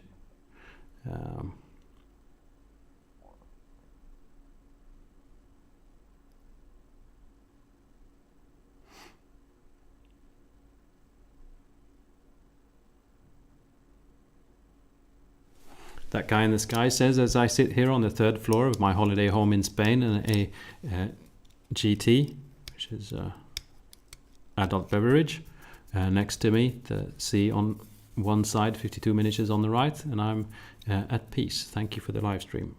Well, thank you for sharing that image. I'm instantly envious, I think. But I actually brought, this morning this is going to make me sound like a infinitely better person, but I worked out a bit, and then I went for a run, and then when I stopped running, I jumped into the lake, or the whatever it is, archipelago, sea, lake, water. There's lots of water that you can jump into and swim. And then I went here, and then I spent, because me and Ryan sort of decided this morning that we were going to do the little talk. You missed that, Bill, by the way. I had the most ingenious. Did you miss it? I don't know if you missed it. I couldn't really manage to fix the share screen thing in a good way, so I actually filmed my phone with the second camera and put that up on the screen. That was very high tech. A bit of a funny moment, but there was also other issues along the way, and so I spent about from 3 hours just trying to figure stuff out, and then it didn't work anyway. And so while doing that, I promised I was going to go for, when I'm done here, I'm going to go for another swim, which I'm looking forward to that. No gin and tonic though.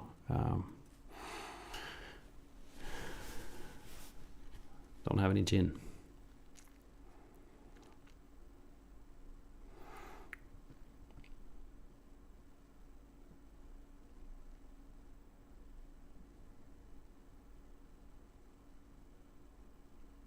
Oh, I got some money too. Thank you, that guy in the sky. I appreciate it.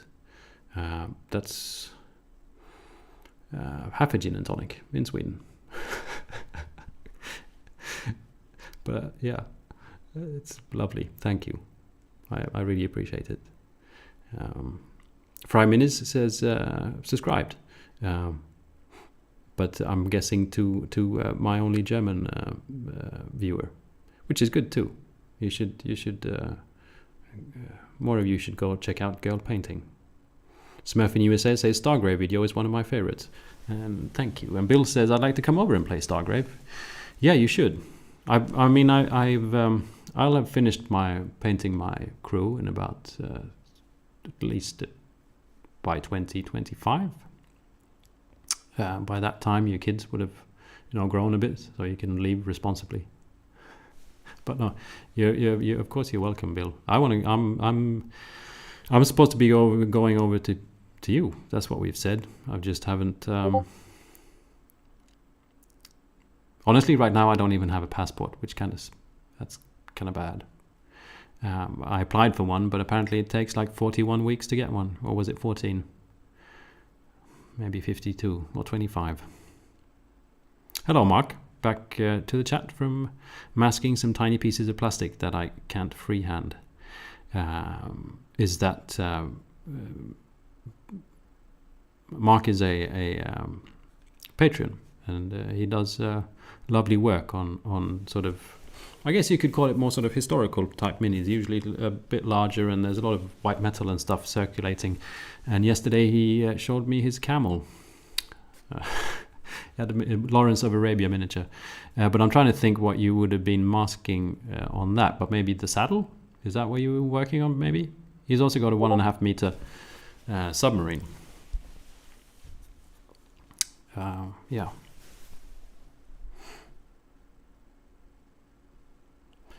Girl Painting says, "Hey Alex, hi, guten Tag. If you could smash together 3 games of any kind, video game, card game, board game, whatsoever, to create the ultimate game, what would you pick?" Wow. That question made my brain fry. There's going to be smoke coming out of my ears any second. Video game, card game, board game, whatsoever, to create the ultimate game. I think I need to play more games before answering that. Yeah, you're going to have to give me a while to be able to answer that. Lundbrooks asks, any good TV shows or movies you've watched recently? I haven't watched any TV or movies. I do that very rarely.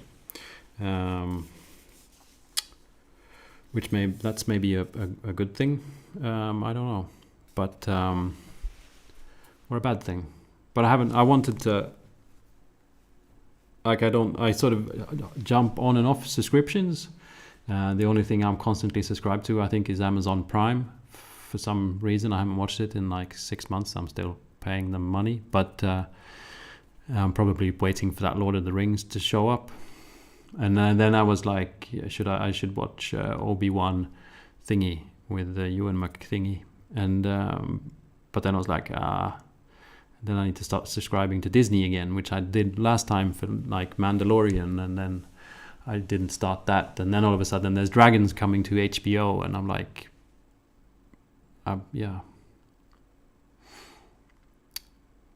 We'll see. I haven't really watched anything. I think what I really would like to watch is Sandman. And I think that is on Netflix, maybe. Neil Gaiman's Sandman is something I really would like to watch. But I guess the good thing is that one can always watch things later.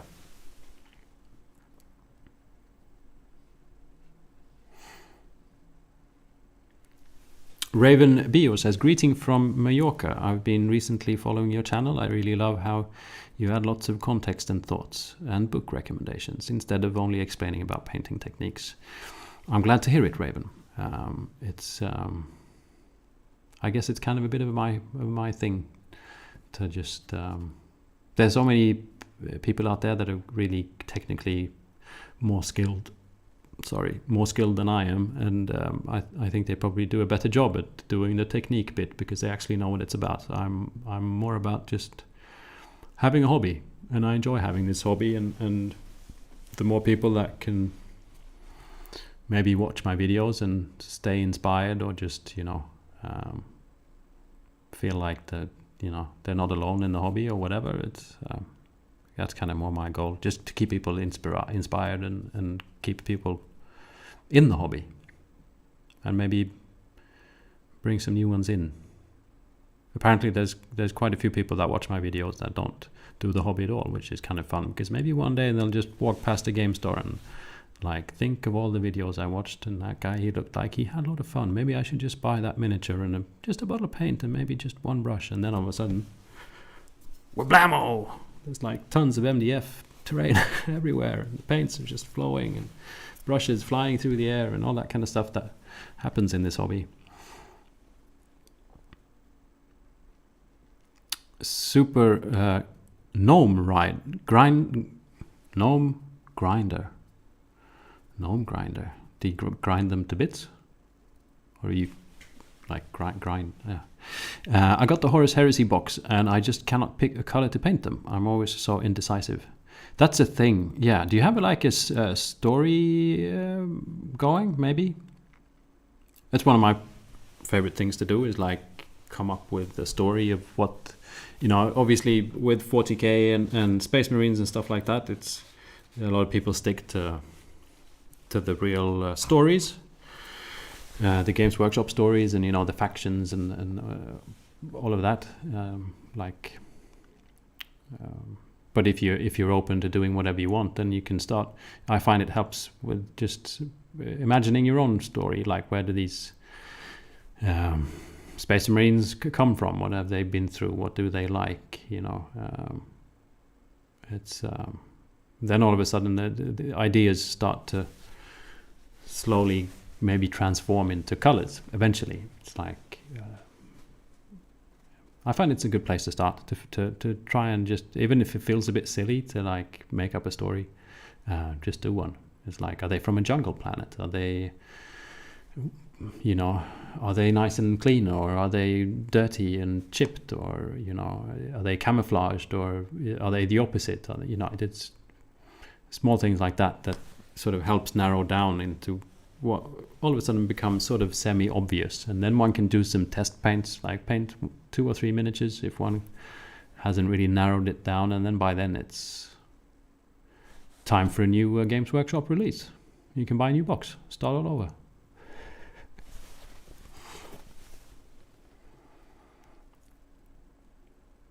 That guy in the sky previously gave me some money and says, just letting people know that there is a super chat available to help out the channel. Appreciate the work you put in for us. P.S. Hedgie is doing fine. Hedgie is that guy in the sky's pet hedgehog. I've actually seen pictures of it. It does exist, which we were glad to figure that out, because for a while there I was just, I've seen a hedgehog, every time you stream. But no, it does. It's, yeah, I've seen pictures.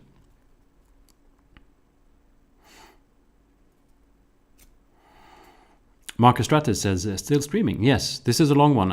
In theory, I'm supposed to build this building, but I'm talking too much.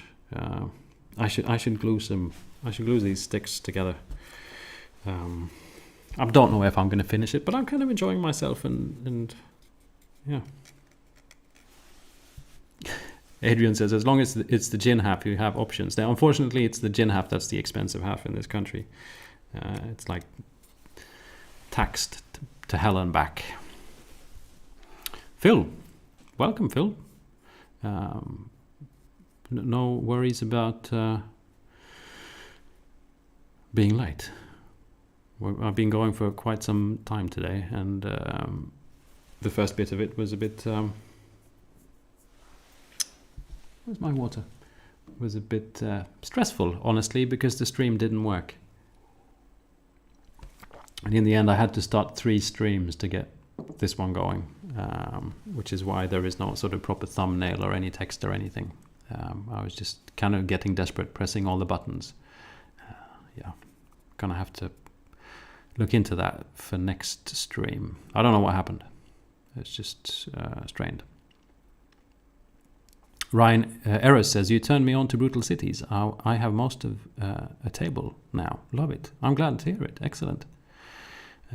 Yeah, I think Ryan is fabulous. He was, if you weren't here, he was in earlier. We had a chat. You can always rewatch the stream. But yeah, I just love it. I've got the instruction video going here.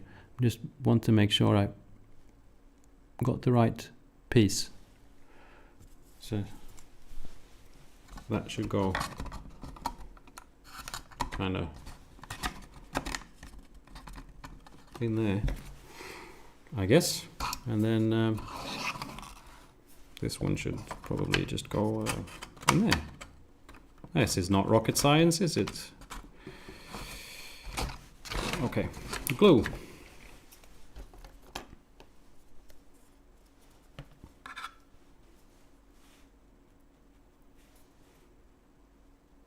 How to glue one's fingers together, I guess. Not too bad with white glue. There we go.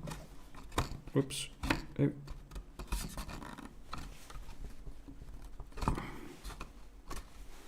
Excuse me, sir. There we are.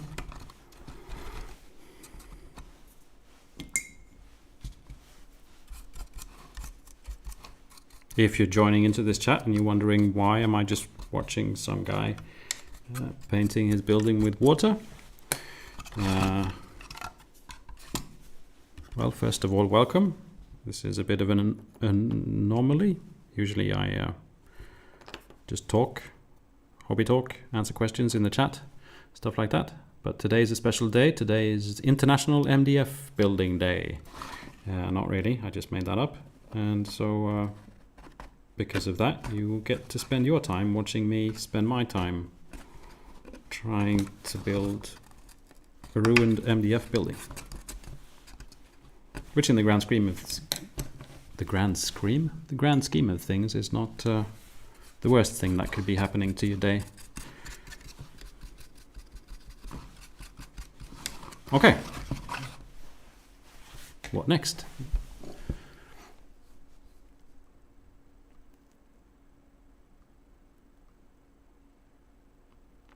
Adrian Gidding says, I have a sub under my desk, but just to make Alex's voice more rumbly. Yeah. I mean, but yeah, I don't want to get too close because I think the microphone would peak. But I do try and talk out of my chest, so to speak.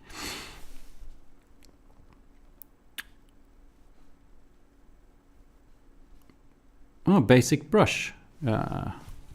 Thank you for the donations. Another bottle of white glue. Thank you very much.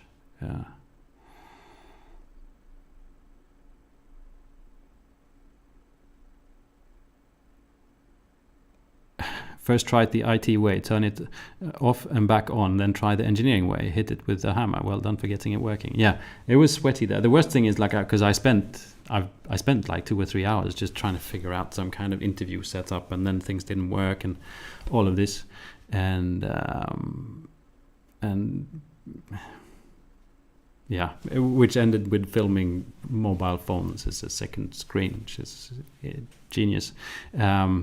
But everything looked fine, and then I just pressed, the go stream button like I always do, and then it was just spinning and spinning and spinning and spinning, and nothing happened, and that was all I was getting. So yeah, that's when I started hitting things. Lee Sweeney as well says, thank you for the great vids. Well, thank you. I believe I now have a Swedish priced gin and tonic. So thank you everyone.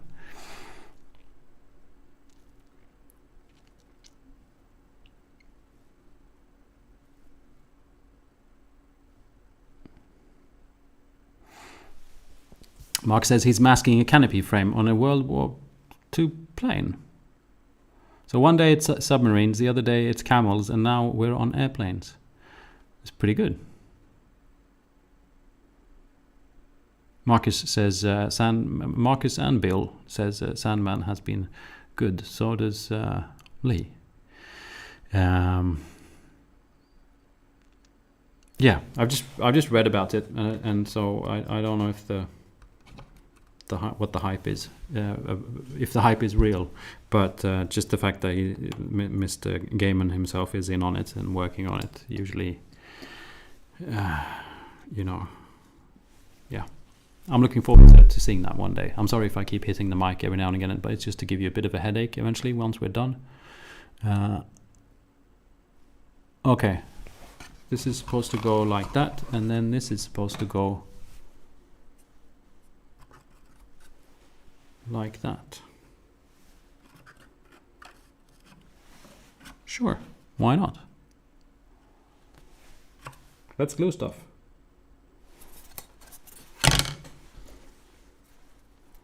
Then we have a roof.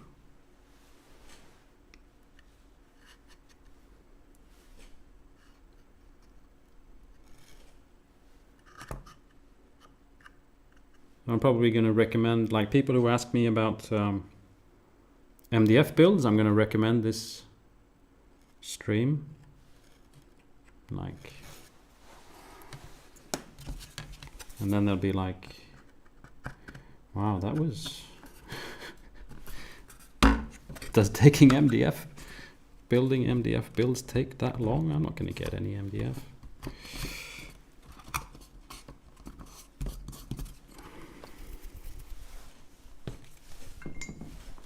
And then some water to remove the excess white glue for perfection.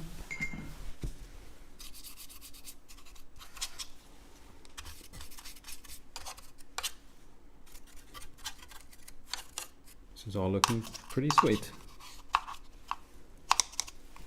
Apart from that little bit's not supposed to stick up.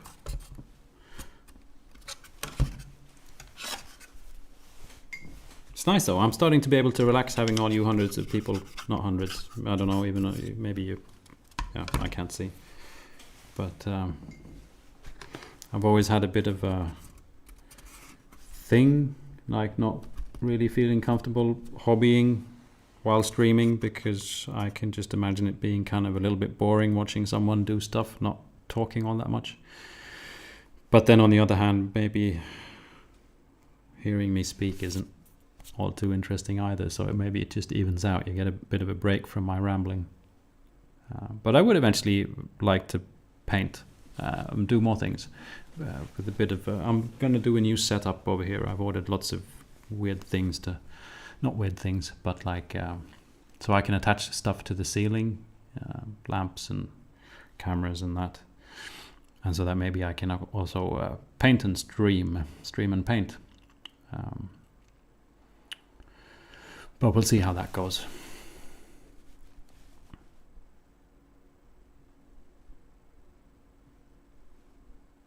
Adrian Gidding says, I'm enjoying For All Mankind on Apple TV. So yeah.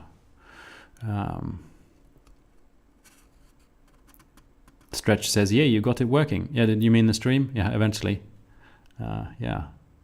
And now it's a bit confusing because there was like 3 streams going at the same time there for a bit. But here we are, which is good. Anders Bergström says, guilty as charged. Non-hobbyist looking for a gateway for my kid, and he'd just love watching people paint minis and build terrain. Tabletop RPG enthusiast myself, but that's probably another 10 years out. Yeah, welcome. I'm just if you can't get sort of into the hobby right now, then at least you can look at other people doing the hobby, which is it's strange, but it actually works. I'm like that with some things. Watching things on YouTube that I'm not very good at, like crafting stuff, and people who actually paint paintings, stuff like that. Draw drawings, not just, yeah. It's fun. I watched a video today about some guy and his family in America who lives in a 2-story bus, and yeah, it's what YouTube is there for.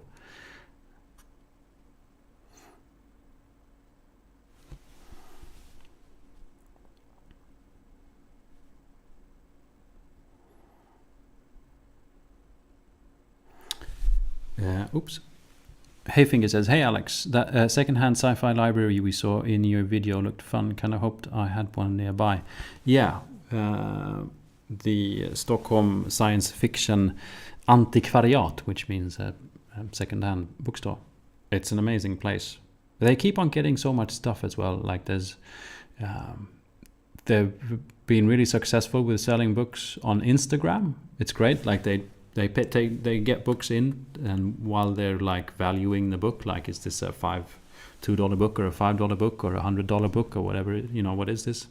They take a picture of it and they put it on their Instagram. So the only thing that's on their Instagram is, it's like going through a library, and you can say, I want that one, and then they'll say, okay, you bought it.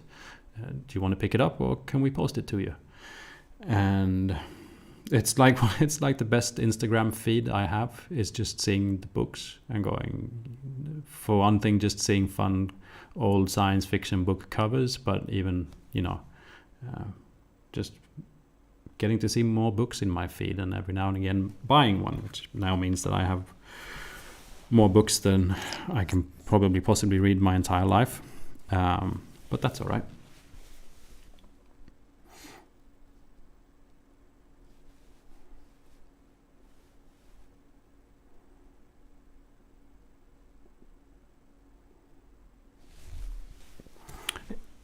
Girl painting, I'm guessing, is this your answer to combining the games? Wing Commander, Privateer, Minecraft, and Dungeons and Dragons? My favorite game as a kid was computer game as a kid was a game called TIE Fighter, which came after X-Wing. So you're a TIE Fighter pilot. Best game ever. So that's a start, I guess. That's one of the three.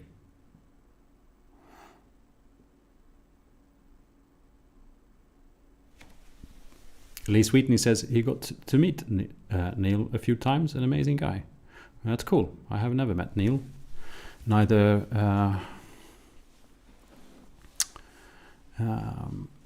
Neil Young or Neil Diamond or Neil... what's his name? With the Sandman Neil. But yeah. Kel Reavers says, as you seem to be a fantasy buff and there are almost too many fantasy games out there, or maybe not enough, have you considered Conquest miniatures? Not even the game, but to paint. Yes, they've been on some streams. I have some lying around somewhere. I think they're very cool. And I think it was 2 streams ago I unboxed as a dinosaur, T-Rex, with some kind of an orc kind of a thing on top of it. But I also have some of, I think they're called Old Dominion. It's like Roman, kind of Welsh Roman soldiers. I don't really know. It's strange, but I love them. I'd like to probably paint all Dominion armies if I was in one of those worlds where you could just do everything that you want to do and have the time for it. I think everything looks very cool. I think I'm in the grand scheme of things, I'm more interested in their miniatures than right now. I'd rather paint them than paint my Stormcast, I think. But I'm going to paint my Stormcast because I want to play Age of Sigmar. But yeah, and then I'd like to try the game as well. But that's it's a far away future, maybe 3 or 4 years or something. If things go in the way they usually do for me, which is that things take time. I don't mind that. Then, yeah.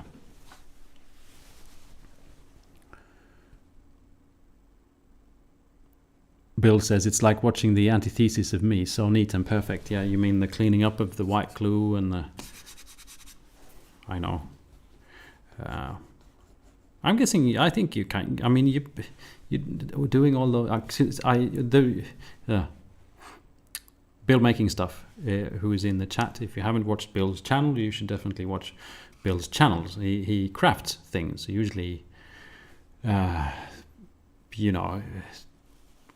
taking cheap things from around the house. And taking them apart and then putting them back together again, and all of a sudden it looks like an amazing, like a robot or a monster or a house or whatever. And one of the things he does is he puts little sort of rivets on everything. Like if he builds a spaceship, then everything is supposed to look like someone sort of nailed it together, whatever it is. And there's like 3 billion rivets on the one thing, and I don't know if I'm capable of doing that. And so I guess.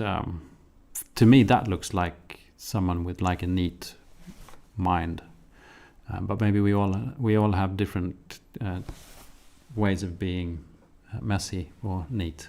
Your dry brushing is kind of messy, Bill. I'll admit.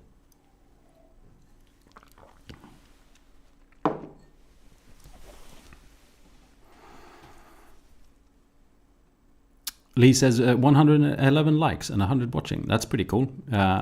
Once more, if you're here and you haven't pressed the like button, please do. It helps others find this chat, which is cool.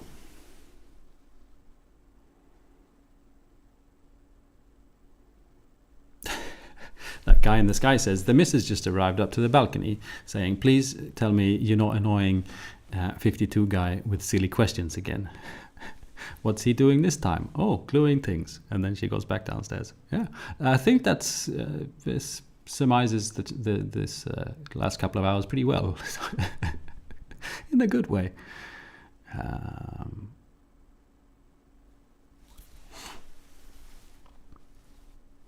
Thank you, Lee, by the way, for the support of my rambling. David Woliski says, I'm painting 10mm scale War Master Bretonians. 10, that's so small. Forest dragon prints. Yeah. I've never, I love the look of it. I think it's very cool. But I think I need, I'm not going to say nothing. I saw this, there's a magazine called War Master. No, that was you who said War Master. War Gamers Illustrated, like Sports Illustrated, but without the women and with miniatures instead, I think. And I think the latest issue is like you got a free sprue on. So there was a magazine, and then the protected in plastic, and inside of it there was also like a sprue the size of the magazine, and it was all like Napoleonic warriors, about soldiers, about yay big, and like a cannon. That was and I saw it and I was like, I'd like to try, but for another day. Aditya says, just want to say your videos are truly engaging. I just like the painting and creative aspect. I might not get into gaming of tabletop, but the painting is amazing. Thank you. Well, thank you. And that's perfectly fine. It's the gaming is not for. I'm just doing this. I'm just free ad hocing it now. The gaming is not for everyone. It's fine to just paint the miniatures too. Something's not right there. Is it? Oh dear.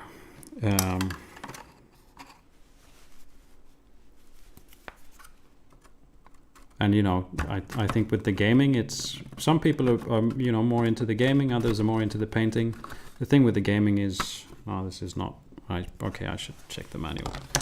The thing with the gaming, I think surprisingly few game a lot. It's probably not super often that most of us play games, if ever, really.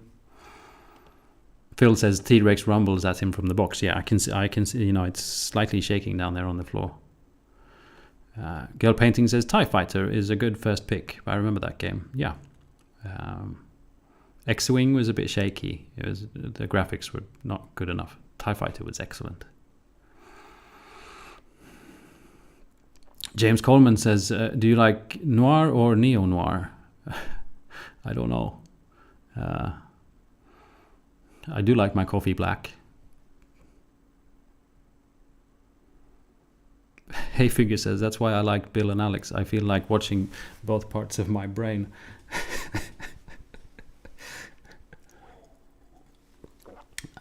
I was going to say I'm glad half of my brain is not like Bill's, but I'm sure he's saying the same thing. And I'm just being silly. Sad Panda says, the honest and goodness, chill nature of these streams is my perfect antidote to all this incessant infernal sunshine stuff. I do hope that the fortnightly stream trend continues into the cooler season. Definitely. I will. I'm a bit scared of what will happen in two Sundays, but I'm definitely going to stream in every other Sunday. That's the plan. I was a bit worried today though, because I've tried to make a kind of a not a point, but I'm trying to not stream when Tabletop Minions streams, because I like to watch his stream, and this is not fitting well together. And then I saw that he's streaming today, which means that he must have like changed things around. What's happened? I've done something wrong. Have I? No, it's just a bit. Something's not right. This is a different piece. Oh dear. Where did this come from? It's supposed to be this piece. But he was streaming today, so I was a bit yeah. He must have changed his schedule, because I've been trying to not stream when he's streaming. Anyway, I also try and watch Bill Making Stuff streams, but they're a lot more sporadic. You never know when they're going to happen. Martin, did you just buy me a hot dog? Thank you. Thank you.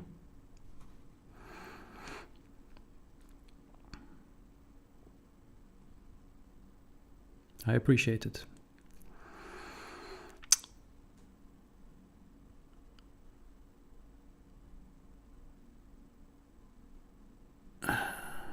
Hello, Mr. Velis343. Good to have you too. And good afternoon. And Alex, you've caught the sun. Yeah. Unfortunately, it didn't follow me down into the bunker, because that would have been blinding. But yeah, I have been trying to leave the bunker every now and again, and the sun has changed the color of my skin slightly.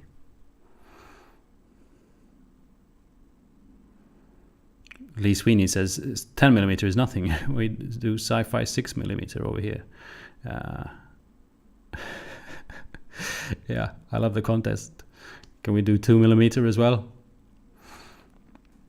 Bill says it's not a rust fetish. People have been going about Bill's rust. It's a look that I have committed to, and I have an obsessive need to have all my builds be canon. One day I'll move away from the rusty side of the planet. That's pretty cool.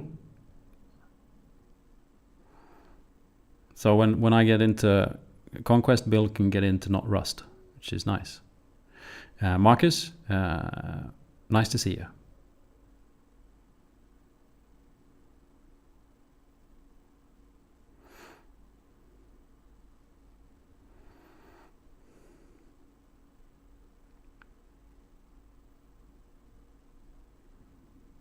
Rook Morrigan says, wow, didn't realize I was still in time to catch this. I thought it was later in the day.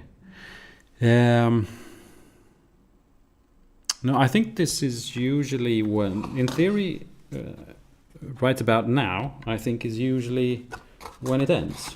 Only today is a special day, and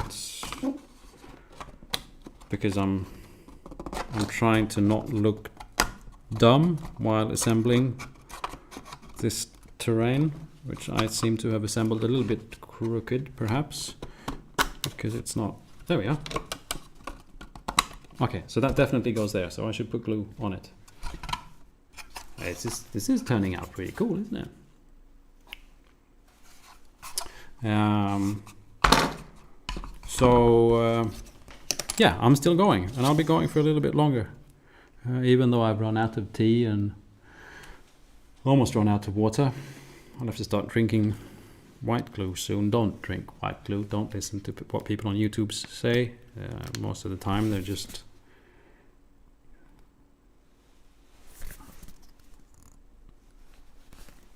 making things up as they go along.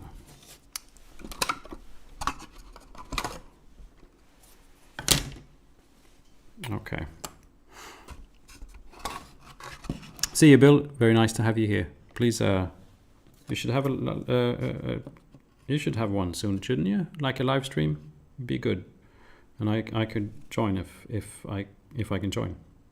Would be nice.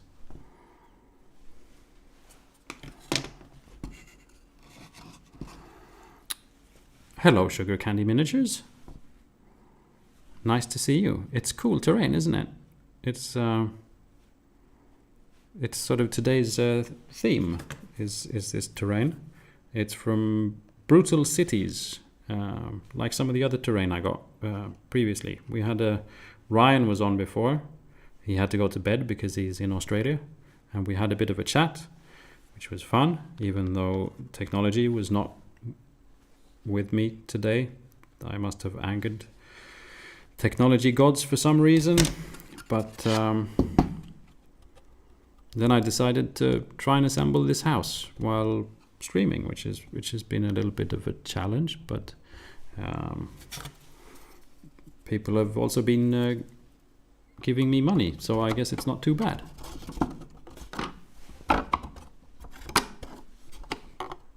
Thank you, by the way, to everyone who has been giving me money.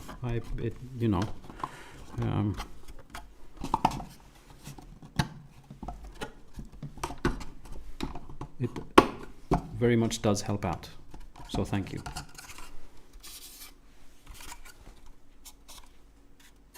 Nice. And then where's my brush? There's my brush. Get rid of some of that excess stuff.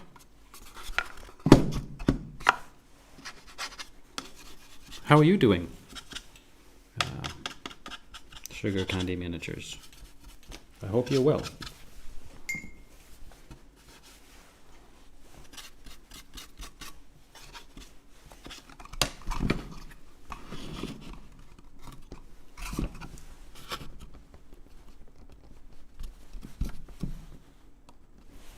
That'll do.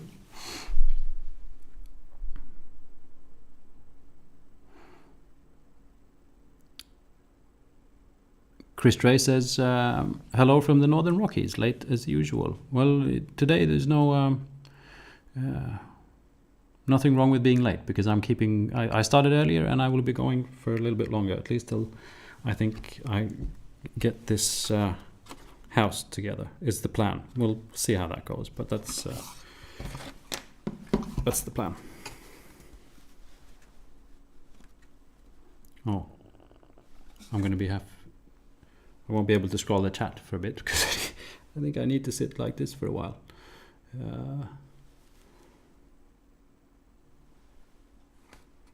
Maybe not. Oh, whoops. I'll do that instead.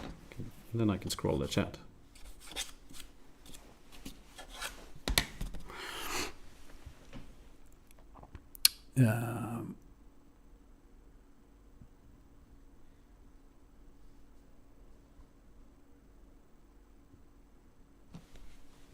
True Sprue asks, what's your favorite material for miniatures? Plastic, resin, or metal? I think I'm not too fussed, really. I mean, metal miniatures can be a bit of more of a hassle when cleaning up mold lines and stuff like that. Maybe it takes a bit more work. Doesn't really bother me. I think for me the sculpt itself is more important. And I did a video quite a while back painting a space monkey, which is like, I just think that miniature is awesome because of the sculpt. It's really like low detail. It looks like it's sculpted in like the 80s metal miniature. It's got nothing on like modern Games Workshop crispness, but it's still a lovely miniature. And then, sometimes I can really appreciate like Infinity miniatures just because of the detail. And I don't really think I'm bothered too much of what the material itself is. The great thing about sort of Games Workshop plastic, that type of plastic, it also goes for many other games as well, and manufacturers, is just the fact that if you drop the stuff on the floor, hopefully it won't break. Whereas if you have like 3D printed resin or molded resin or stuff like that, it can actually break into bits when you drop it. And metal minis usually sort of chip off the paint when you drop it. That's sort of the only... Yeah, I don't think I can be more picky than that. But that's really trying hard.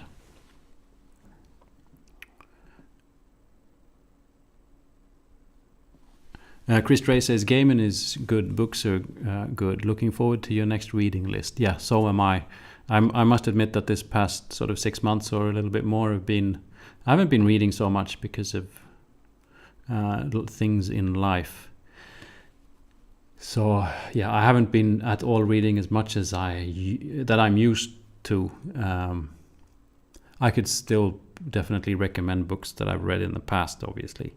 I haven't been so much in a book place, and so I'm obviously definitely still going to do the book recommendation videos. It's just I haven't feel super pumped to do them, but yeah, there will be more. Sugar Candy Miniature says, I always struggle with assembly. Totally empathize with that. Yeah, this is like the opposite of rocket science to assemble something like this. But it's even more difficult when talking to people in a live stream. Not in a bad way. It's just the way things are. I'm guessing this should go on there, but I should check my instructional video so that nothing else is supposed to go on before that. Oh, I can put that on.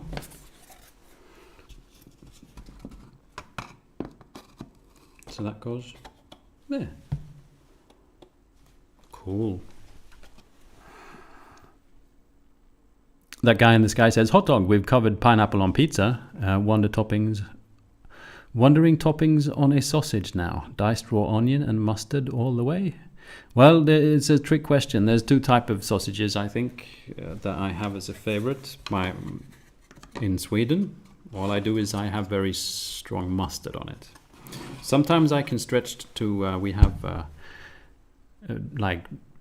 dried onion, but mainly just strong mustard. But there is something called a completo, which is like it's complete.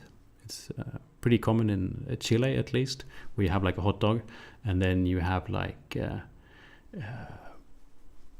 chopped up avocado and like chopped up tomato, and you have like mayonnaise and like ketchup and like mustard. Like it just keeps on going, and it's impossible to eat without completely covering yourself with completo. But that's a darn good sausage and darn good topping. Sugar Candy Miniature says, I'm doing good. I was at Gen Con recently, and that was a blast. Yeah, cool. I heard that there was a Gen Con, which is I'm a bit jealous of that kind of stuff. We don't have any Gen Cons in Sweden. I know the US is a very large country, so just because there is a Gen Con in your country doesn't mean you can afford to go there. But I've never been to a large convention where there is a focus on games and miniatures and stuff like that, and I would very much enjoy to do it. But so far I don't. Yeah. So far I haven't. So I'm glad you went. I'm glad you had a good time.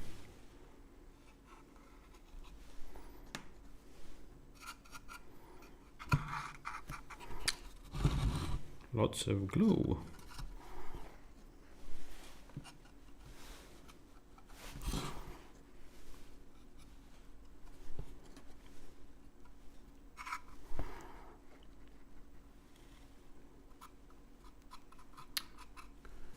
Yeah, I'll get to the chat in a bit. This was a big piece. I should make sure to have glue going everywhere before concentrating on you guys.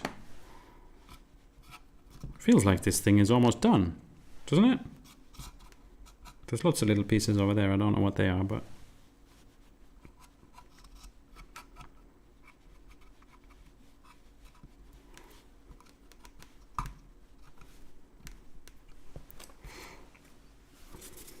there we go.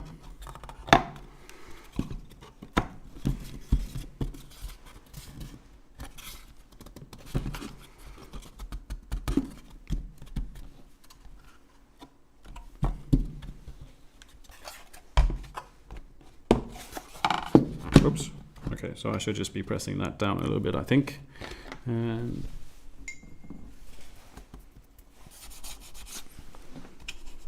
do a bit of a clean.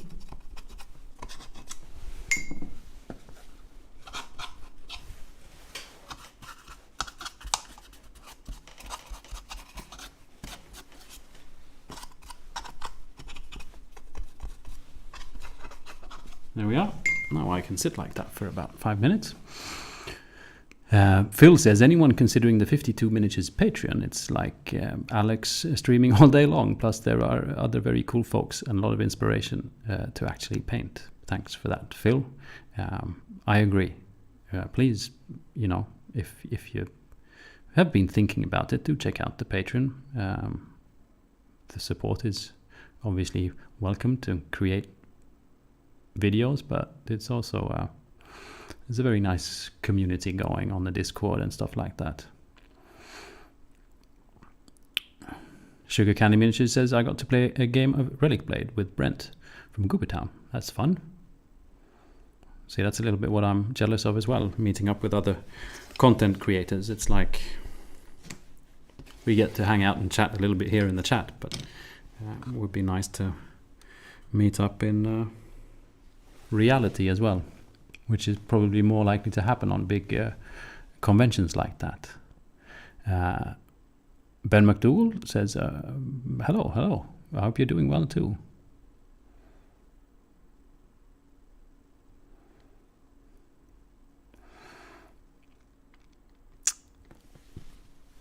Jack says, looks like TTM's stream is a special one for Gen Con, maybe. Yeah, well, that's true. Could be. Let's hope so.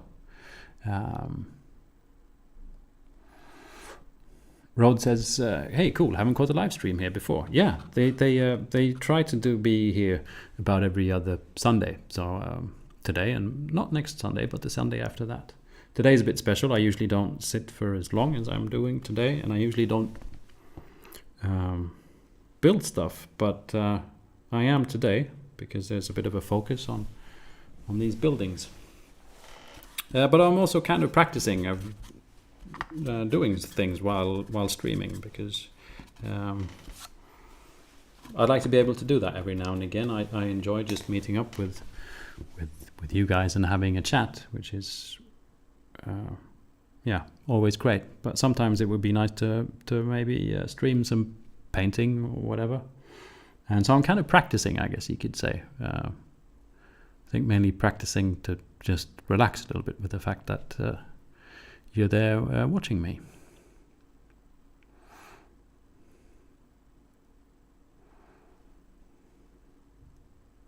Phil says, regarding the hot dog,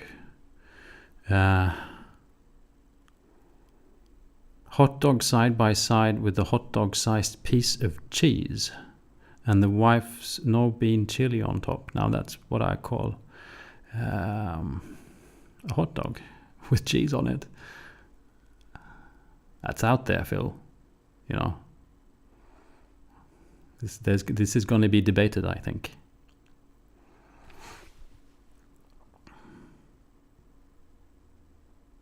Sad Panda regarding the type of material on miniatures says, I like all three too. Plastic for the convenience, resin for the sheer crispiness, and metal for the nostalgia. Yeah, there's something about metal. It's going to be fun, interesting to see how, because I was just amazed over the both crispness and detail of Infinity miniatures that were in metal. I believe they are sort of trying to move over into doing some of it in plastic, it seems, at least from what I've seen around on, like, wherever one sees things. And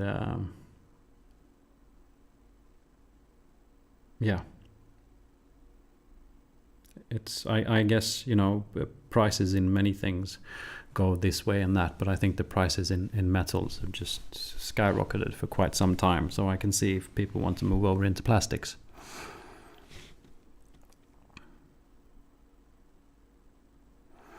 Hanksha says, hi, do you paint that kind of decor? Is this one you mean? The house? Yes, this is going to be painted at some point, definitely. I mean, one doesn't have to, but for me, I'd definitely paint it. Yes. Chris Trey says doing terrain today too, but hills and forests for 1-page rules. AOF regiments, plus lovely resin beastmen and gun-like rank and flank armies for my grandson. That's a handful. How are you doing your forests? Like the trees in that would be interesting to hear. I'd like to do forests as well, but that's in theory for Age of Sigmar completely unpractical and kind of unnecessary. Like well, for any army game, like you can't really move your miniatures into a forest because there's trees in the way. In theory, there are forests. Like when we play Age of Sigmar, we just usually have it's just a flat, like if you put this, but it was sort of more slightly round on the table and it was painted green, and you just go, that's a forest, because you want to be able to move your miniatures there. But I still want to have trees on my tables. Then there's the thought of making something where the actual trees are magnetic, so when there aren't any miniatures in the forest, then you can have the trees there, and if you have to move miniatures in there, you can just remove the trees because they're magnetic. But that's the thing. And then next step is then, well, what kind of trees? How do I make? Because I made some sort of using wire, and you twist wire round and round and round, and you make branches and stuff like that, and it's a whole thing, and it looks nice, but it's a fair bit of work. So yeah.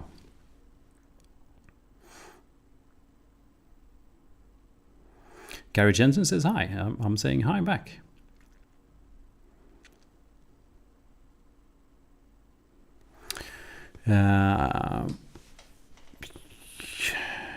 Human City Junction says, what is the book that everyone in the world needs to read? Do you have a recommendation that you'd make more than any other recommendation? It's tricky. I like too many books, I think, to be able to be that precise, to just say that there was the one book people should read.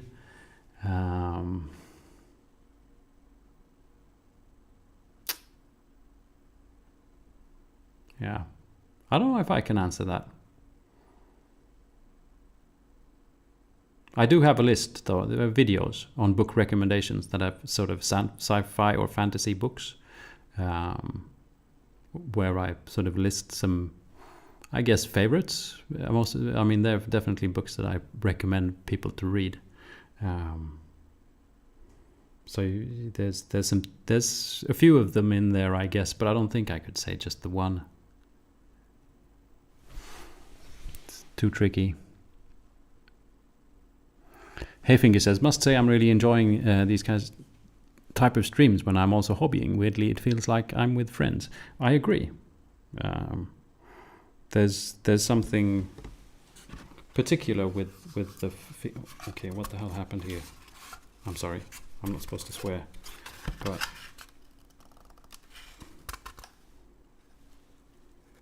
I'll have to cover that up with something. It's not...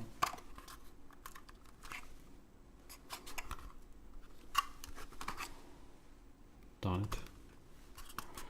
Okay. Everything is going according to plan. I agree. I enjoy listening to streams as well, because there's something with the live thing that just you realize that there's people doing the same thing as I am at the same time as I'm doing them. It's not, and they're actually maybe real. It's not just videos and stuff like that. Blue Fangs, did you just give me money?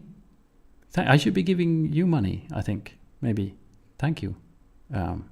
for like admin stuff and things. But thank you, B. Gary Jensen says, I'm just finishing my Escher gang in oil. I dropped my leader and chipped Haboob armor. Do you find oil paints more likely to chip? Not more than any other paint once they're dry. I always try to varnish my miniatures a lot when they're completely finished. I usually try and do first a layer of a glossy satin or glossy varnish, because in theory they're harder. They can take more of a beating, and especially something called polyurethane varnish.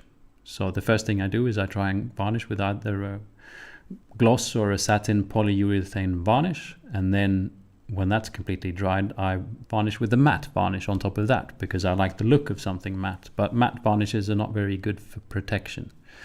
But that combination is, it can take some wear and tear before things start to get bad. But, if you drop something on the floor, it's most likely to lose some paint.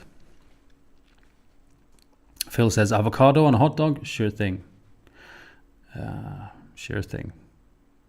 It's kind of like cheese, only green. You'd like it, Phil.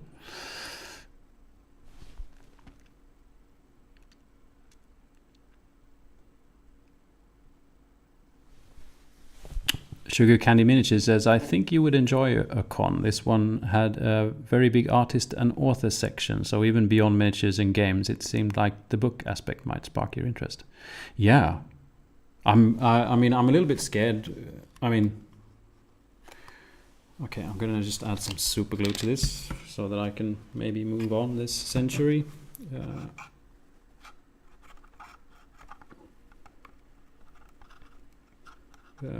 Why is the super glue not coming out, please? I think I've been to other cons that are not related to miniatures and gaming, and it's very intense for the senses.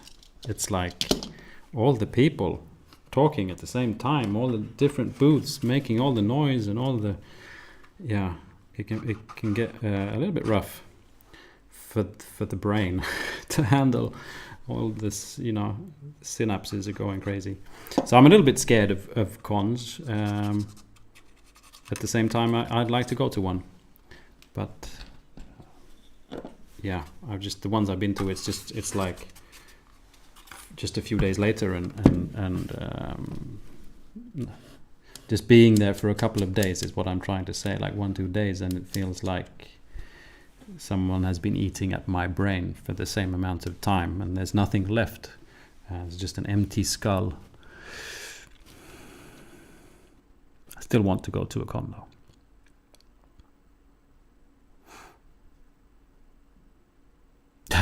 Blue Fang says, go get some ice cream after this, and gave me money. I sure will. I'm gonna go for a swim and that. I even have my shorts on. I'm gonna go for a swim and then have an ice cream. It's like the first time it's actually warm in the bunker, but I think it's because I've been sitting under these lights for so long. And also everything started out a bit sweaty with all the malfunctions, and that was not a pleasant experience, especially not with Brian waiting, but it turned out well in the end.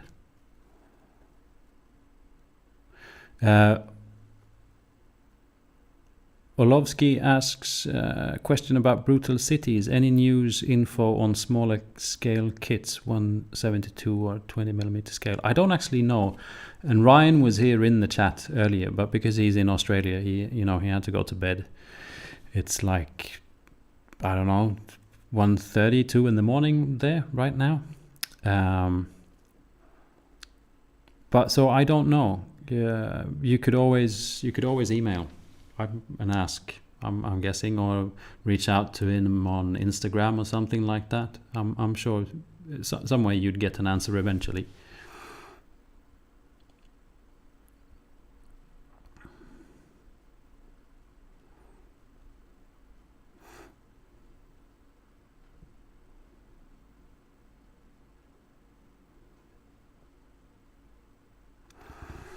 Veles or Jack says it's a short hop over to Essenspel, though I'm guessing that's a con. Yeah, I mean, and you have some big ones in the UK as well. It's just been like this is the first time I can consider it kind of doing that kind of stuff after the pandemic, I guess. And yeah, it'd be fun if one could do more of that kind of stuff. Chris says, I'd like to see a showcase of all your Brutal Cities terrain when you're done. Yeah, definitely. I think, like, originally I had a plan to do, you know, more like a step-by-step guide of, like, videos on, you know, how to assemble MDF terrain, how to paint MDF terrain, and that kind of turned into a big project that I think is not going to happen. And now I don't know if I'm going to maybe just do one building at a time, like the video is more of a bit of a story about the house. You know, what house is this? Is it where the crazy wizard lives, or is it where they make the cheese hot dogs, or, you know, what is this? And at the same time, I can, you know, show how I painted it and built it and modified it or whatever it is. I could do that for a few of them, but otherwise, I mean, there's still like 1, 2, 3, 4, 5, 6, 8 or 9, I think, buildings. So, and I'm not going to make 8 or 9 videos like that, I don't think. But I could do 2 or 3 maybe, and then finish off with a video on just a complete little city. Can I let go now? Please don't rip open. I'll sit for another 5 minutes like this, just to be safe. So yeah, some kind of showcase, definitely.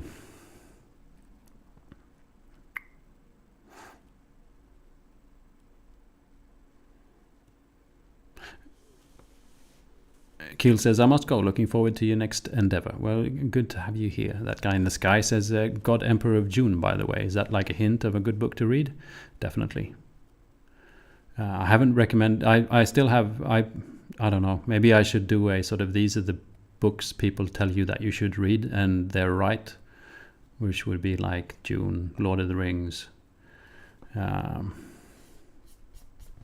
know, that kind of stuff. But Phil G says, a Patreon starts at $3, so it's an absolutely no-brainer, folks. I totally agree. Listen to Phil. It's a no-brainer. I'm actually being asked to do a $6 tier as well. 5 or 6. So I'm going to do that. Now it's like 3 and then it's like 9. I've been asked to have something in the middle there, so I probably will. Not like now, but it'll happen in a few weeks, probably. Sugar Candy Miniature says, if you ever go traveling the world, I'll stop by so you can meet a content creator in person. That would be nice. Yeah, the only one I've met in person is Leif from a channel called Devs and Dice. He's even been in one of my videos, I think. He helped me 3D print some stuff, but we've met other times. I bought I've like an airbrush booth. I think I bought that off of him, but he lives in Stockholm, so we met up. But apart from that, it's the only other content creator in Sweden that I know of. I'm sure there's more. Is Emil Squidmar, and he's never come to visit. I'm guessing he's busy.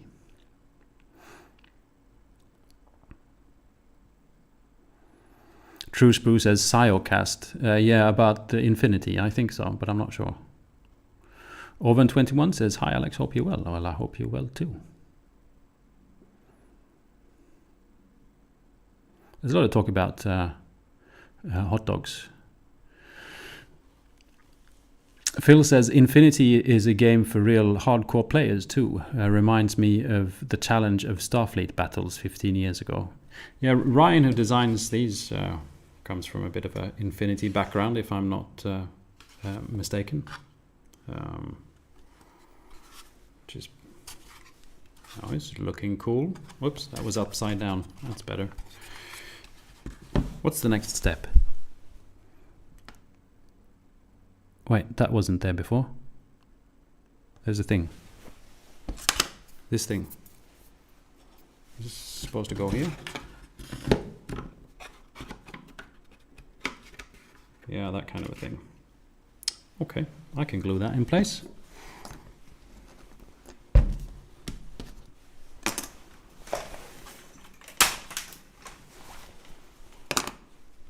Cool thing when buying MDF is you get all these other little rugged bits that one can most definitely use for stuff if one wants, like just weird scatter terrain and things like that. I haven't yet, but I've thought the thought, which is like it's almost halfway there. If you think about it, it's almost like doing it. Feels like it anyway, mentally. So one of Ryan's tips was, which is more sort of, I guess, depends on how one works and paints and stuff like that. Is that the no? Was to not necessarily glue on all these bits of bricks. That one could, paint them separately and then glue them on afterwards, just to simplify the paint process, because like if you want to paint the bricks red but the rest in concrete, then that would be smart. I'm always the kind of person that likes to finish things completely and then paint. I have difficulty. It's just a personality thing. I don't like for me, painting should be the last step. But it was a smart tip anyway. Okay, I'm gonna have to super glue this one as well a little bit. There's been some like on-stream mistakes, so to speak. I've been paying attention to the chat more than the build, and then small mistakes have been made here and there, which has resulted in not the best fit, which is not representative of the terrain. It's representative of this situation, I'd have to say.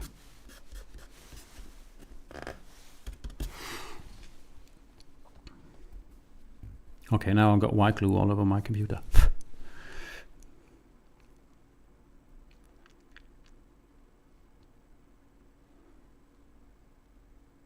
Yeah, see here, Chris says the trees are removable to allow movement of movement trays. Cool. So are they magnetized? There's a lot of talk about hot dogs. I'm sorry about mispronouncing your name wrong. Magistny Pomroik. Details on Infinity miniatures are just astounding. I'm assembling some of them right now. Yeah, I agree. I have some of them in my Stargrave crew, and I'd never like looked at Infinity. I just realized, wow, playing Stargrave, and I can use whatever I want, and I'll get some Infinity miniatures. And when I opened the box, I was like, whoa, this is crisp.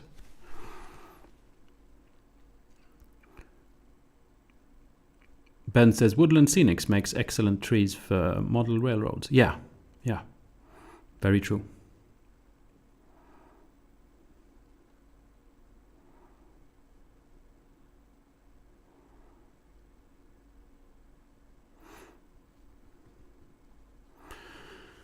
John Bruce, welcome. I guess someone already suggested this as I'm late to the party, but superglue and accelerator holds MDF really well. Yeah, I'm not much of an accelerator fan, honestly. I don't want to be breathing all that much stuff. Not right now. Like I would probably want to wear a mask, I think, and then you be like the whole thing would be like this, and do that.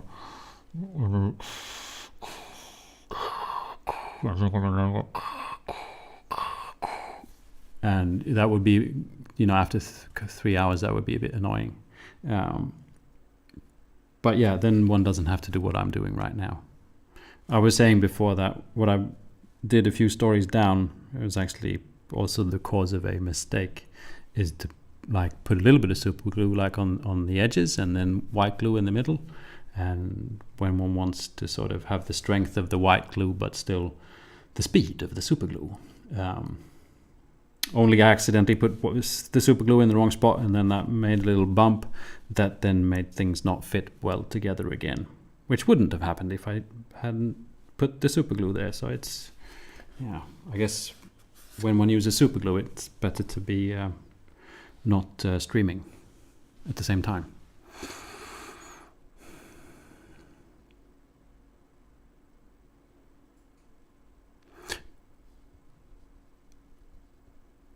Juke says, this stream is definitely assisting me to build some 40k terrain and not feel like I'm alone in mild amusement at the assembly process. Yeah.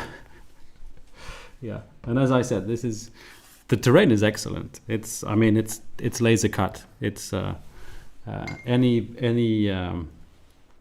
crooked things happening is because of crooked assembly. And this is in theory what I would consider very sort of kind of rudimentary, simple terrain to assemble. So it is fun though. It's like it's like a 3D puzzle, and it feels like you get places fast, and when you get there, things look nice.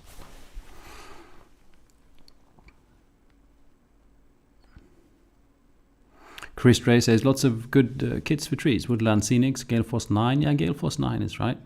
But naturally you will build them from scratch, being your esteemed self. See, my issue with trees, I've started to get over it with tufts. I bought some fun tufts yesterday when I visited my game store from Gamer's Grass that I kind of appreciate very much. They had these tiny tufts, which was great because I always think tufts are too big.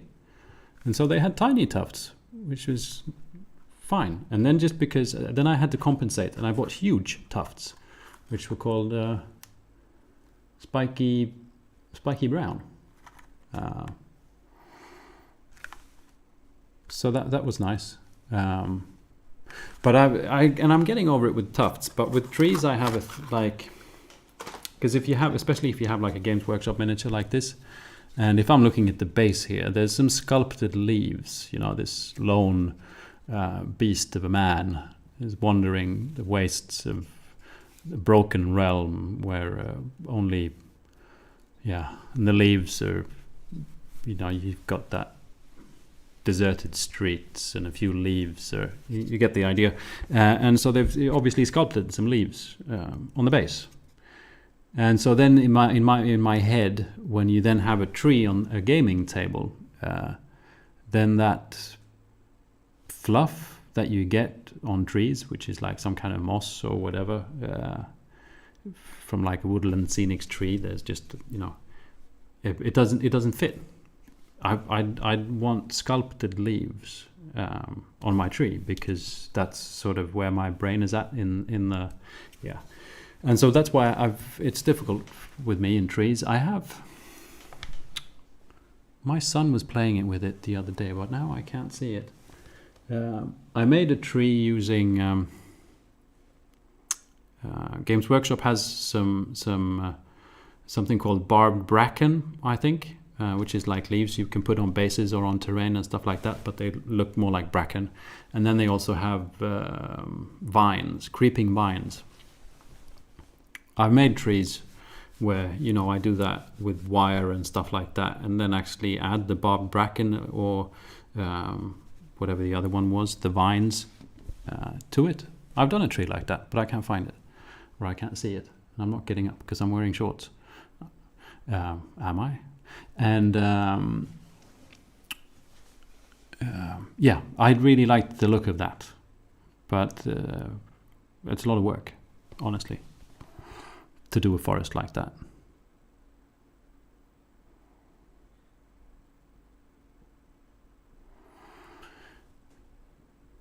Sugar Candy Miniatures says that's fair. There's tons of people there. We're back to I was going to say the game shows, the conventions. It can be a lot to handle. Yeah, I think especially my brain fries kind of easily. I think I just sort of shut down when there's too much input. That's why I like it here down in my bunker.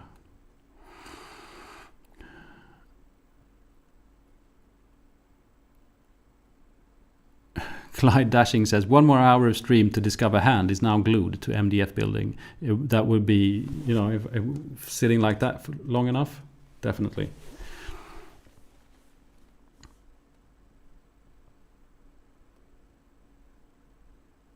One Point in Crafting says, a deep reflective video essay on the appeal and role of brutalism in hobby terrain and scenery. Yeah, that would be Ryan's bit. I wish there was more stuff like this. I feel a lot of terrain it's like there's an obvious need. It's like we're playing a World War II war game. We're supposed to be in Normandy. We need houses that look like, they're from Normandy. Or there's the fantasy, which apparently is the same as like Tudor style houses, or very sort of Rivendell elf houses, or like very square runish brick houses, or like orcs slap stuff together, build house. You can basically just use the leftovers and build your orc house with it. It's all very stereotypical. And it's just that alone is one of the reasons why I really like Ryan's Brutal Cities stuff, because it's more like, he's just an individual that liked a certain style and decided to make wargame terrain. That is the style that he likes, not the style that he knows someone else is going to buy, because that's what we all agreed upon subconsciously. This is the start of that essay you were asking for. And so I it's just for that I enjoy it, that he's just doing his thing, and that happens to be a thing that I visually enjoy as well. But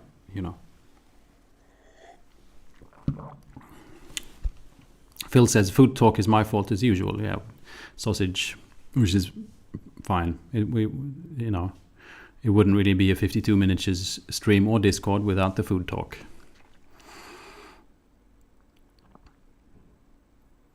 Human City Junction says, suggestion for clamping MDF builds, use painter's tape. It works really well to keep the joints tight. That's a good idea. Thank you for the tip.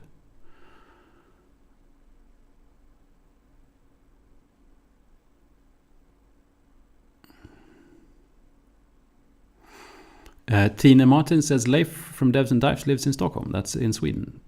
All right. Yes, exactly. Just down, I was going to say just about down the road, but he's at least on the same side of town as I think.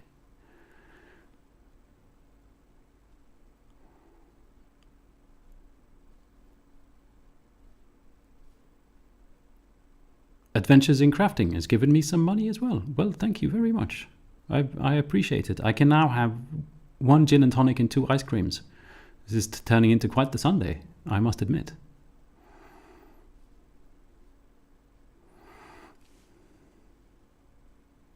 Gary says, I get the build mistake. I was talking to the girlfriend and messed up magnetizing my ashes, which is not ideal, but imperfection can be beautiful too. Yeah, this is good practice for me, trying to do things at the same time, he says, but he's not doing anything. Okay, so what's the next step? I'm looking at wait, Ryan just did working on 2 buildings simultaneously. That's okay. Something's supposed to go here. Is there a bit missing? Ah, there it is. This is supposed to go there. I could have glued that on at the same time as the other bit, but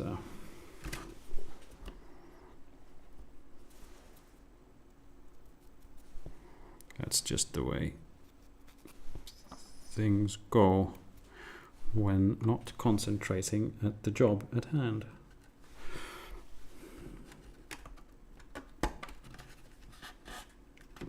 Ooh, it's a lovely building. Okay. So this is when I should have had that tape, but instead I'll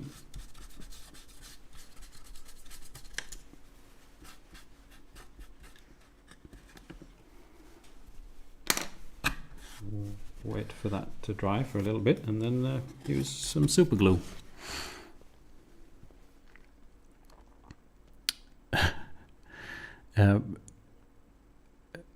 My pronunciation was almost on point, which is now I don't really want to pronounce it again because I can't remember what I said the first time. But I'm glad I did it right the first time. Majizny, I think. Adventures in Crafting says, thank you, Alex. I have my own terrain to film. It's been a pleasure as always. It's been a pleasure to have you here. I'm glad for it. Gary Jensen says, baking soda dissolved in water makes a good accelerator for super glue. Yeah. Or just baking soda. Sure.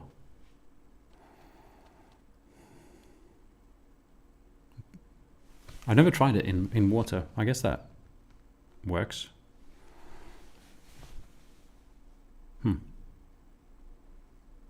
So what do you do then? Spray it on?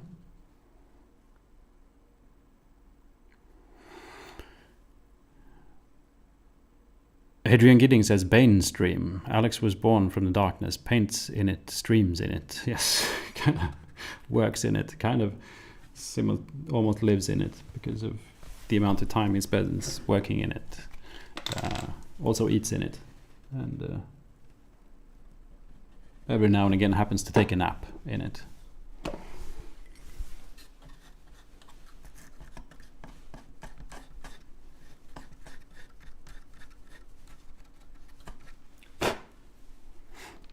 Toothpicks is the universal go-to tool for any MDF terrain builder. It's my tip of the day. Oven21 says, your Stargrave video brought infinity to my attention. I had been looking for alternatives to Games Workshop just because I wanted to know what else was out there. Yeah. That exactly sort of what happened to me. I think I just bought them because I was curious of what else was out there. Because I mean, for me as well, I come from Games Workshop as a kid, and the first thing I did when getting back into the hobby was obviously get into Games Workshop, and then I was just more curious of what else is there, and so I just bought a handful of Infinity miniatures, and I think they're very, very cool. Chuhan says, good evening, good sir. Good evening to you too. Phil says, cut tufts and you'll have thousands. I agree. But these were so tiny, Phil. It's like I don't even have scissors this small. They're seriously like 2 times 2 times 2 millimeters. Kind of tiny. Just I'd never seen that before.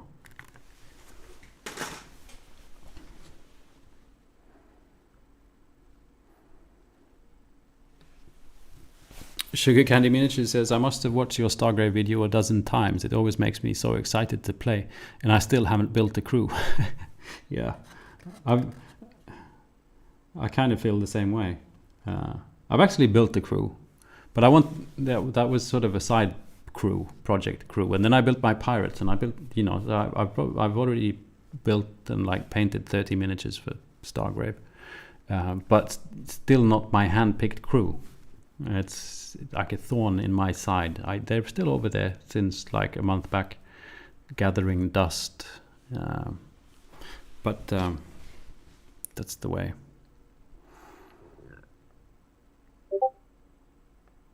That guy in the sky, are you giving me more money? Thank you. I must absent to the pool and then dinner. Can you give a shout out to the Mrs. Aisling?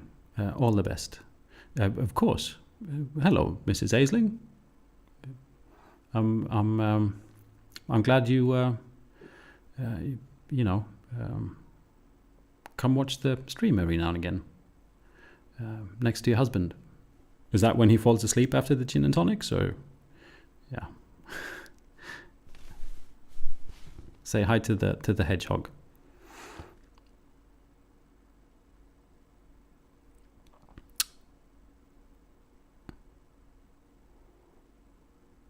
Gary Jensen says some Lapland lichen would be good accents around terrain. Yeah, any kind of lichen is usually very good, I think, for terrain, because unless the house is painted green, which they're usually not. But I mean, on something like this, which would probably be like concrete and then like red brick, and then you know, anything kind of green on top of that would really stand out and look nice. Sort of a bluish concrete and sort of reddish brick, and then some green like moss and mold and lichen, and yeah, wonderful. Okay, so there's these bits, which is I mean, this one can probably do a little bit whatever one feels like, really, I guess.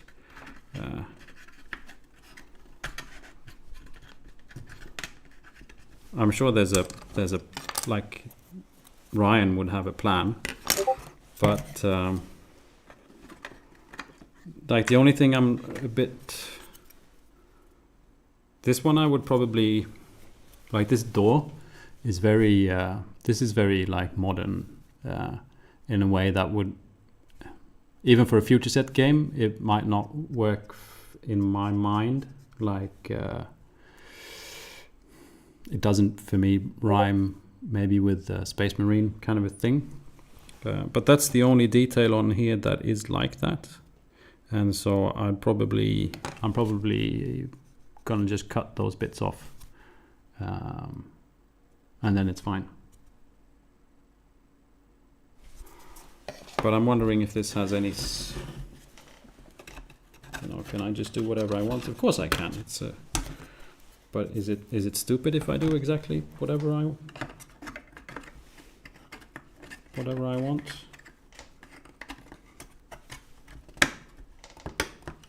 That doesn't fit.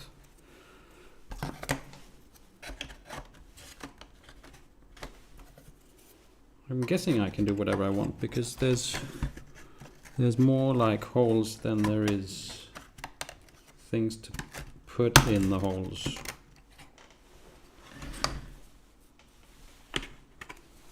Okay.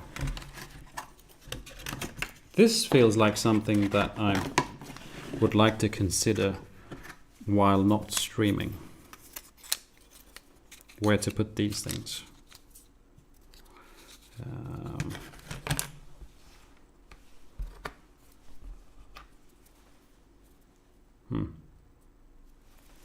Does that? No. So I might not build anymore, because I don't really want to just glue these in just to get done, just to say I built it on stream. We can see what the house looks like, or admittedly without some of the brick details, but you get the idea. You can, you know, put that there, or put that there. I think I probably assemble the other structures before adding these bricks, just to see if I'm gonna attach them, because I think I can do like an L building, or I can do a long building, and so I'm probably gonna do the other structures first, and then see what of these. But you can see what it looks like. It's a darn good looking ruined MDF building, as in it's supposed to look ruined. I haven't ruined it. It is a ruin. Okay, you get it. Ta-da. That only took about 3 hours.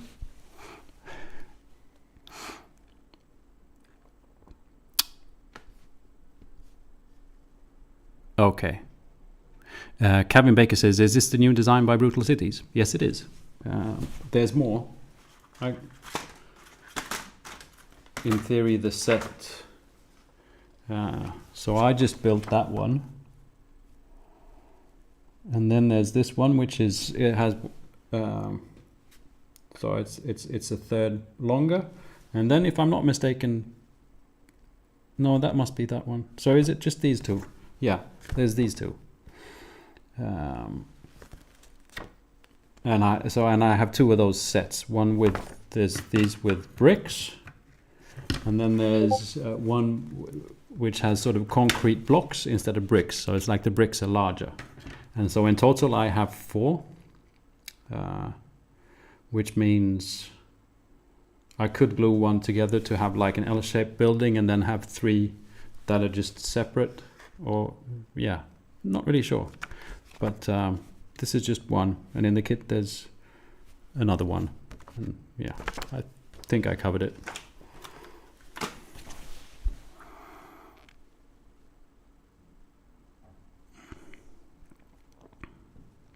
Hayfinger says, you said you're not really watching movies or series. What do you usually consume while hobbying? Time is what I consume when I hobby. It totally depends. I sometimes have music on, usually actually classical music, which is a bit strange, but well, maybe it's not strange. I just like that when hobbying.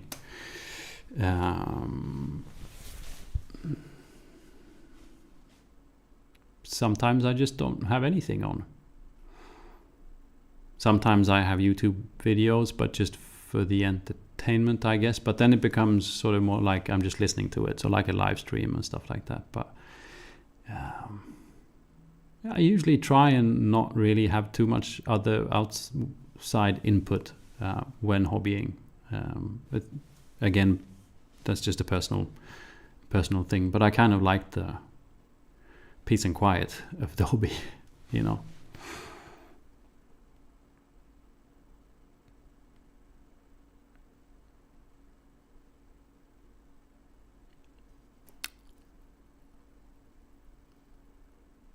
Okay, I think I'm going to be rounding off pretty soon. It's almost 7 o'clock here, and I started at 3 o'clock, I think. Well, I actually started at 12 and spent 3 hours making a mess of all the cables and stuff,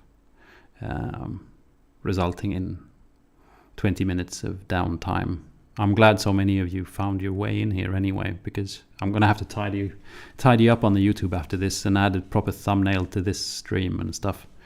And then before next stream, I'm going to have to figure out what went wrong so this doesn't happen again. I don't know if it's just me. But it kind of looks like this stream is also, because now I'm going through a program I had to download sort of in panic, which is called OBS, and it looks like the resolution is actually worse than what it usually is. There's going to have to be some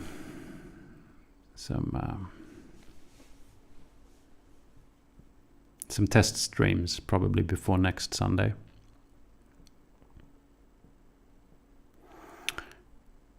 Girl Painting says, the mini I've painted during your stream is done. My first Blood Haunt Night Haunt mini.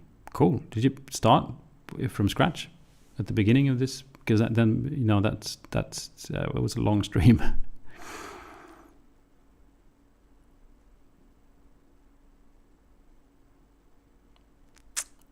The lovely Martin Cobb says, I hear all the cool kids join Alex's Patreon. And then there's a lovely link to my Patreon. Please check it out if you'd like to support. Lockmoy says, a marathon man today. Yeah. I wanted to, finish it, which I kind of didn't, but I kind of did. And we also had a lovely chat with Ryan for a bit. And it was just great that he could stick around and answer some of your questions in the chat. So it was a good stream.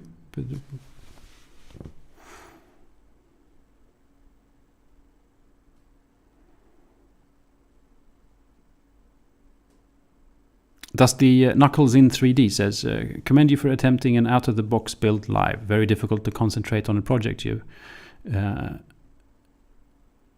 you're not familiar with and keep up with the stream at the same time. Yeah, that's what my brain is telling me now. I can almost, it feels like I'm starting to slur just because of brain overheat. And I'm glad you could catch the stream, Dusty Knuckles.